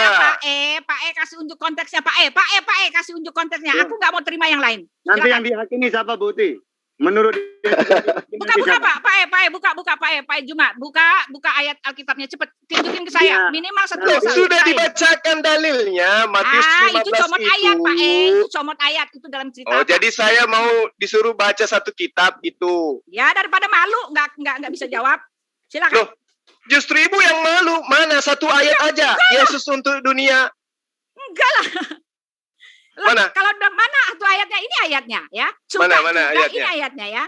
Silakan. Roti yang kuberikan ini ialah dagingku yang akan Baca kuberikan. satu perikop. Satu perikop. Baca Yohanes 6 konteksnya. ayat 48 ya. Akulah roti hidup. Kalau mau bahasa konteksnya, nih aku tahu konteksnya. Nggak kayak Pak E, asal comot aja. Ya, silakan Ayo. baca Mari satu buka kitab ya. 1 Yohanes 6. Ya, sekarang nanti tunjukkan saya mana dia itunya. Kalau nggak bisa, pret. Ya. Nah, Yohanes 6 ayat 8. Dari ayat pertama dong. Ya iya, ini dibuka ya. Sampai ayat ke-71 baca, biar tahu. Pak, itu ada ininya nggak? Ada share screen nggak? Ada air minum nggak? Ada aqua? Aduh, ini ambil Alkitabnya. Itu Alkitabnya nih nomor 5-nya nggak ada lagi. Jangan tolong ambil Alkitabnya dong. Tolong Ambil ambil itu. aquanya dong. Aduh, sebentar aku ambil Alkitab ini. Itu tuh nih nggak percaya nih, unjuk nih. Ini ayat 1, tahu-tahu udah ayat 5 nih. Hilang tuh, udah itunya tuh. Tuh, ayat 7 nih, ya. Ini ayat 1 tuh, hilang itunya tuh. Tuh. Matius. Ah, Matius nggak bohong. 2:6 coba. Tuh, nggak Baca. bohong tuh. Tuh, nih Yohanes nih ya. Yohanes. Nih, Matius. tahu-tahu udah. Matius Matius 2:6 2:6 katanya pasal Putih. 7 nih. Tahu-tahu udah pasal 7 hilang. Nah, Hilang baca ayat Matius, 6-nya, Putih. hilang, bukannya bohong. Buti Matius 2 yang Oh, hilang ayatnya, Bu. Dimakan apa tuh Ya, hilang? udah usang tuh, udah jelek Alkitabnya. Ya, coba buka. Dihilangin sengaja. Biar Hilang sengaja. diloncatin. Pret. Ya, sekarang Putih. Yohanes berapa ya? Pak Juma ingat, saya tunggu Matius Pak 2 Juma. coba. Itu Loh, artinya mana buktinya pembuktian Yesus untuk kepada dunia? dunia. Kalau Pak itu Pak Juma cuma asal comot ayat nggak bisa buktikan, nggak tahu ceritanya Giliran apa. Ibu disuruh tunjukin satu perikop, Putih, mana Ini lagi buktinya? ganti Alkitabnya. Putih. Nih Alkitabnya Kalau lagi ganti. Buti, mungkin barusan dari Ustadz Tahta nggak kedengeran Udah. ya. Sebentar, gimana Pak Ustadz Tahta? Ini Matius. Ustadz. Coba Nih. buka Matius 2 pasal 6. Coba. Matius 2 pasal 6, baca. Nih, dan Yesus berjalan di atas air, ini ayat 48 ya. Roti hidup. Nah, itu jelas tulisannya. Roti hidup. Aku kasih Putih. konteksnya. Nah, kenapa? Putih, ini Ya. waktunya sedikit lagi. Itu tolong Apa? ditanggapi apa yang dikatakan Pak Ustadz Tahta. Matius 2 pasal 6, coba baca. Loh, ini tadi minta yang ini dulu aku itu. Ya belum kamu selesai di ini. Roti hidup. Ya, baca ya. Roti lagi. Ketika Saya orang dapat, banyak menemukan Yesus di seberang laut itu, mereka berkata kepadanya, Rabi, bagaimana engkau tiba di sini?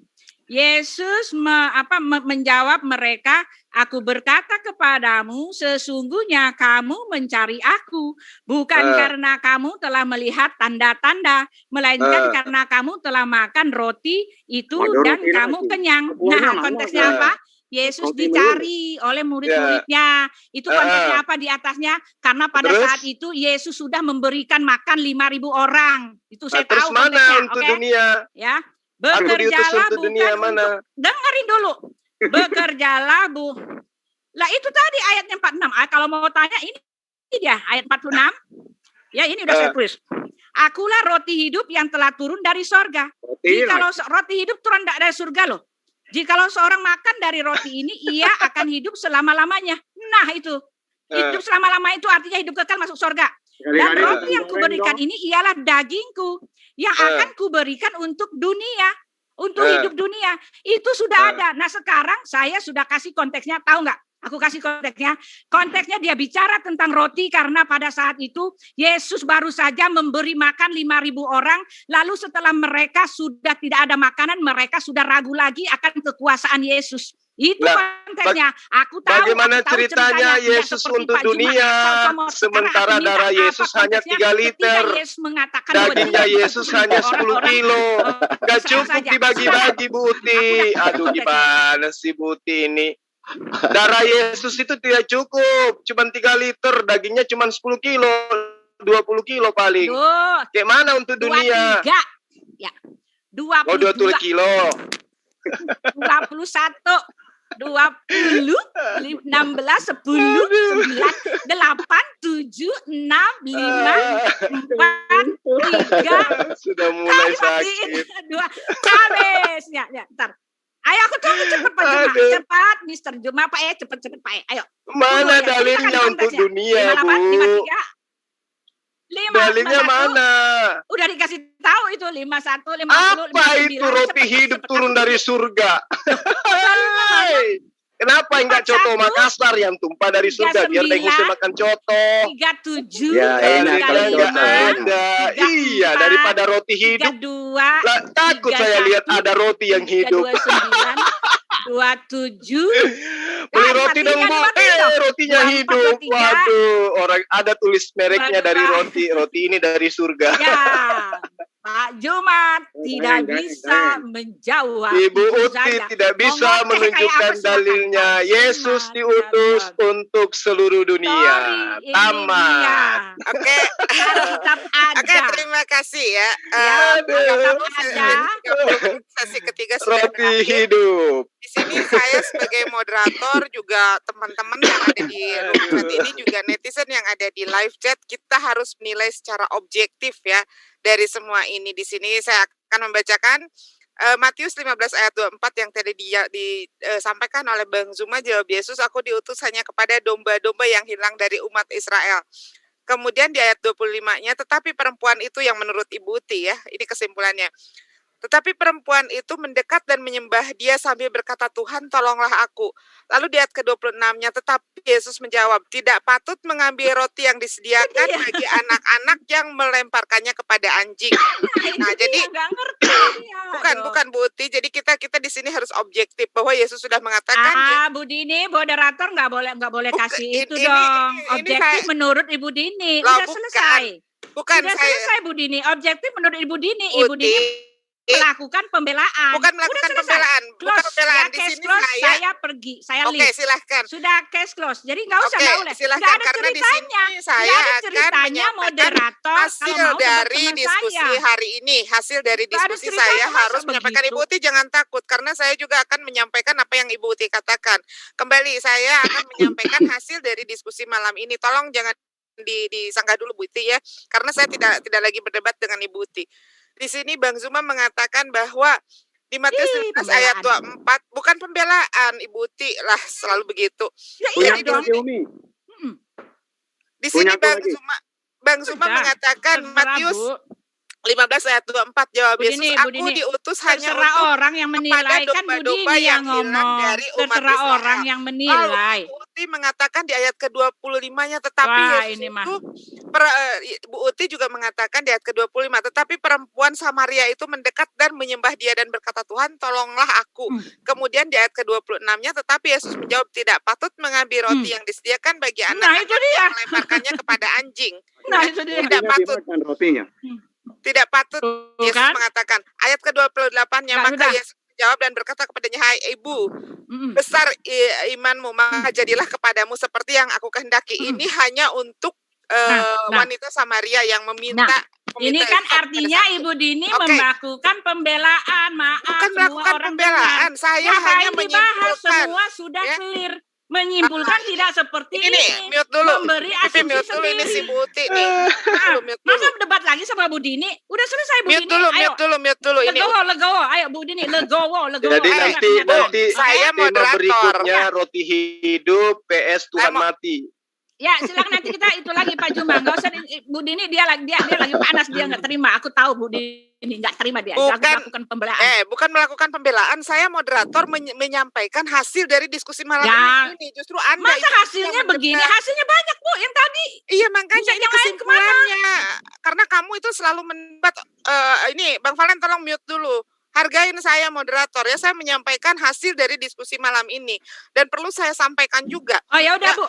Bu, Oke, nanti silakan mau turun di close dulu. silakan. Di close aja dulu lah. Oke, Nanti Jadi di-close dulu dong. kesimpulannya malam hari ini Bang Zuma sudah mengatakan bahwa tidak Lucu ya, lucu. Yesus Ini namanya mengatakan, berat sebelah Ibu ini nggak nih, pantas ini jadi Mama moderator. Ini kalau ini ntar. Nanti Ibu kesimpulannya paparan Ibu juga disimpulkan. Jadi ya udah nggak apa-apa Bang Zuma, karena dia tidak mau ini disimpulkan pemaparan ini. Saya hanya ingin menutup diskusi ini bagaimana Yesus bisa diutus untuk umat Kristen, sementara Kristen saja ada setelah Yesus meninggal 13 tahun. Yesus mati di tahun 33 Masehi, sementara Kristen ada di tahun 50 Masehi di Antioquia. Udah, begitu aja ya. Terima kasih untuk Ibu Uti, Pak Ibnu Kalam, Ustadz Tahta, Ustadz Zuma juga terima kasih ya, bahwa hari ini telah ada dialog yang begitu luar biasa ya, di mana kedua belah pihak memaparkan statement-statement yang sangat luar biasa. Dan Umi harus menutup diskusi ini. Mungkin insya Allah nanti akan ada diskusi-diskusi selanjutnya. Closing statement dari saya dulu. Ya, silakan Pak Ibnu. Ya, baru kita tutup. Ya, Oke, silakan. Ya, sebagai orang tua lah. Ya. Ya, 1 Yohanes 4:14. Ya, 1 Yohanes 4 ya. Lagi pula kami sudah melihat serta memberi kesaksian bahwa Sang Bapa telah mengutus Sang Anak dan datang daripadanya menjadi penyelamat dunia. Amin. Haleluya. Betul. Tuhan Yesus berkati. Ya, saya permisi ya. Udah capek nih ngomong, belum lapar. Makasih ya Bu Dini. Nanti kalau nggak puas kita lanjutkan lagi. Pak Juma, kamu Yohanes 4:14. Pak Juma nyusap. Bye-bye. Saya closing statement juga dong. Ya, silakan. Ya, Closing statement dari Bang Zuma, kemudian dari Ustadz Tahta. Iya, di dalam Al-Quran diterangkan, kafirlah orang yang mengatakan Isa Al-Masih itu adalah Allah. Selamat Amin. kafir, Daeng Hussein. Terima kasih. Amin, ya. Oke, Ustadz Tahta silakan closing statement Ustadz Tahta. Saya 2 dalil ya. Yang pertama, dan engkau Bethlehem tanah Yahuda, engkau sekali-kali bukan yang terkecil di antara mereka yang memerintah Yahuda. Karena daripada mula akan bangkit seorang pemimpin yang akan mengembalakan umatku Israel.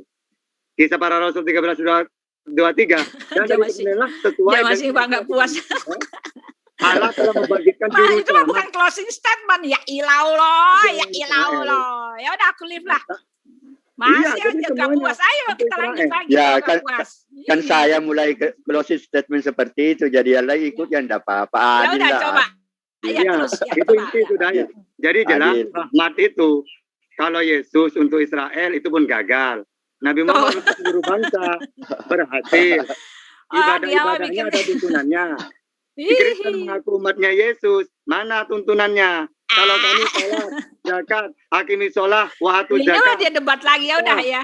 Ya, ada permisi semua. ya. Tata saya balik ke Mana? Nanti sesi berikutnya Oke. lagi. Oke ya, sesi terima berikutnya kasih ya lagi. Ibu Uti, Sesi berikutnya lagi. Pak Ibnu Kalam, terima kasih ya. Ini semua Oke. sudah Ya, sama-sama, sama-sama. ya, statementnya masing-masing dan biarkan netizen yang memiliki hak untuk menilai penuh dari hasil perdebatan malam hari Ya. ini. Oke, Oke ya. iya, terima kasih. Bu Uti, Ya. terima kasih Pak Ibnu Kalam. Ya, sama-sama. Tuhan Yesus berkati. Ya.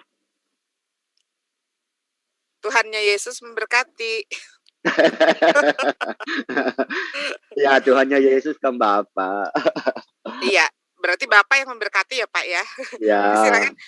Jadi begitulah hasil dari perdebatan malam ini Pak Ibnu Kalam. Ya mudah-mudahan nanti ke depannya Pak Ibnu Kalam bisa berdebat dengan atau berdialog dengan siapapun. Kita tetap membuka ya, sangat welcome untuk siapapun. Insya Allah, insya Allah. Aku kira Muslim itu. Ibnu Kalam ini aku kira Muslim. Ya, kafirlah orang yang menyatakan. Pak Ya itu Ibnu kan Kalam, amin, amin. gitu ayat itu. dengar Pak Ibnu Kalam ini murtadin ya? Enggak, saya tidak memahami apa yang dipahami oleh orang pada umumnya orang. Seperti agama itu saya tidak menggunakan kata agama di dalam Al-Quran dan Alkitab.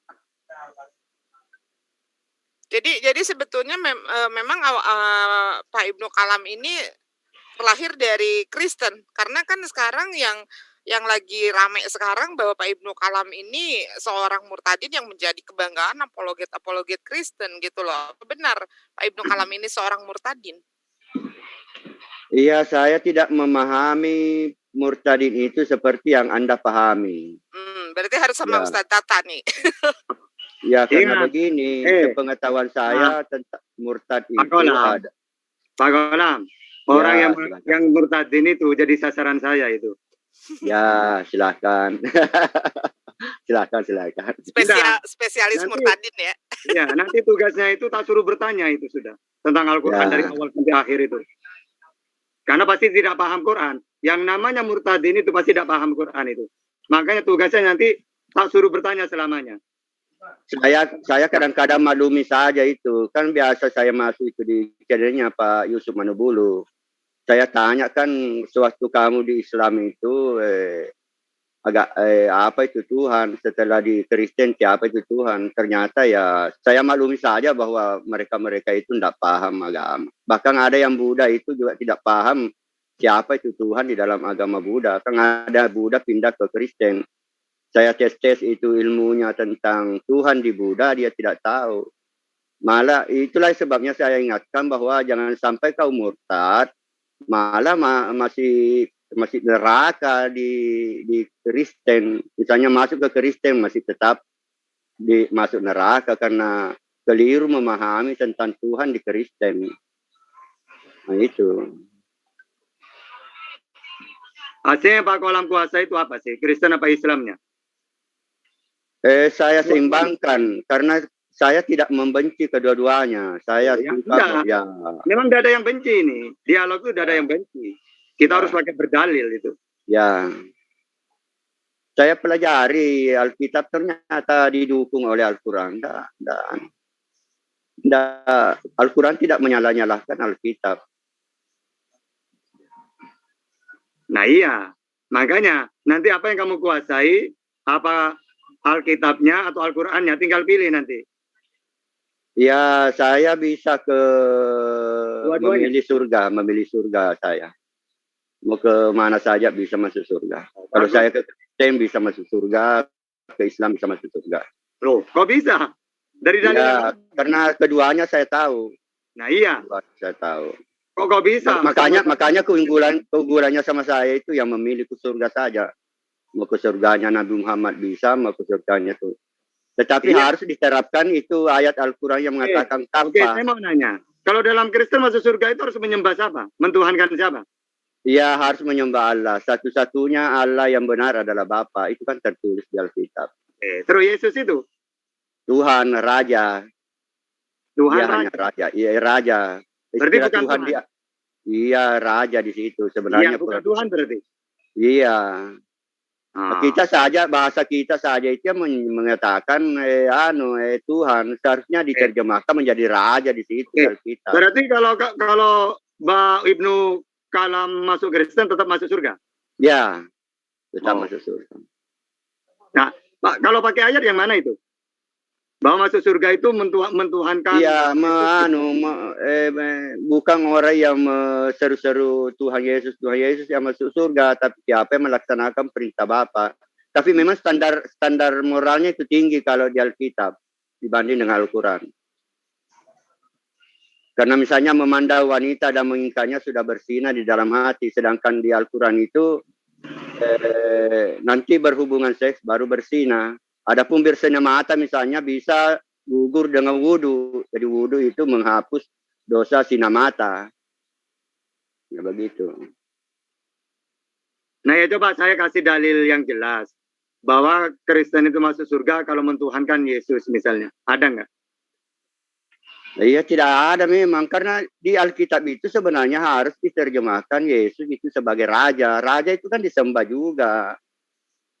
Disembah itu secara Raja disembah juga. Ya. Raja disembah juga. Iya.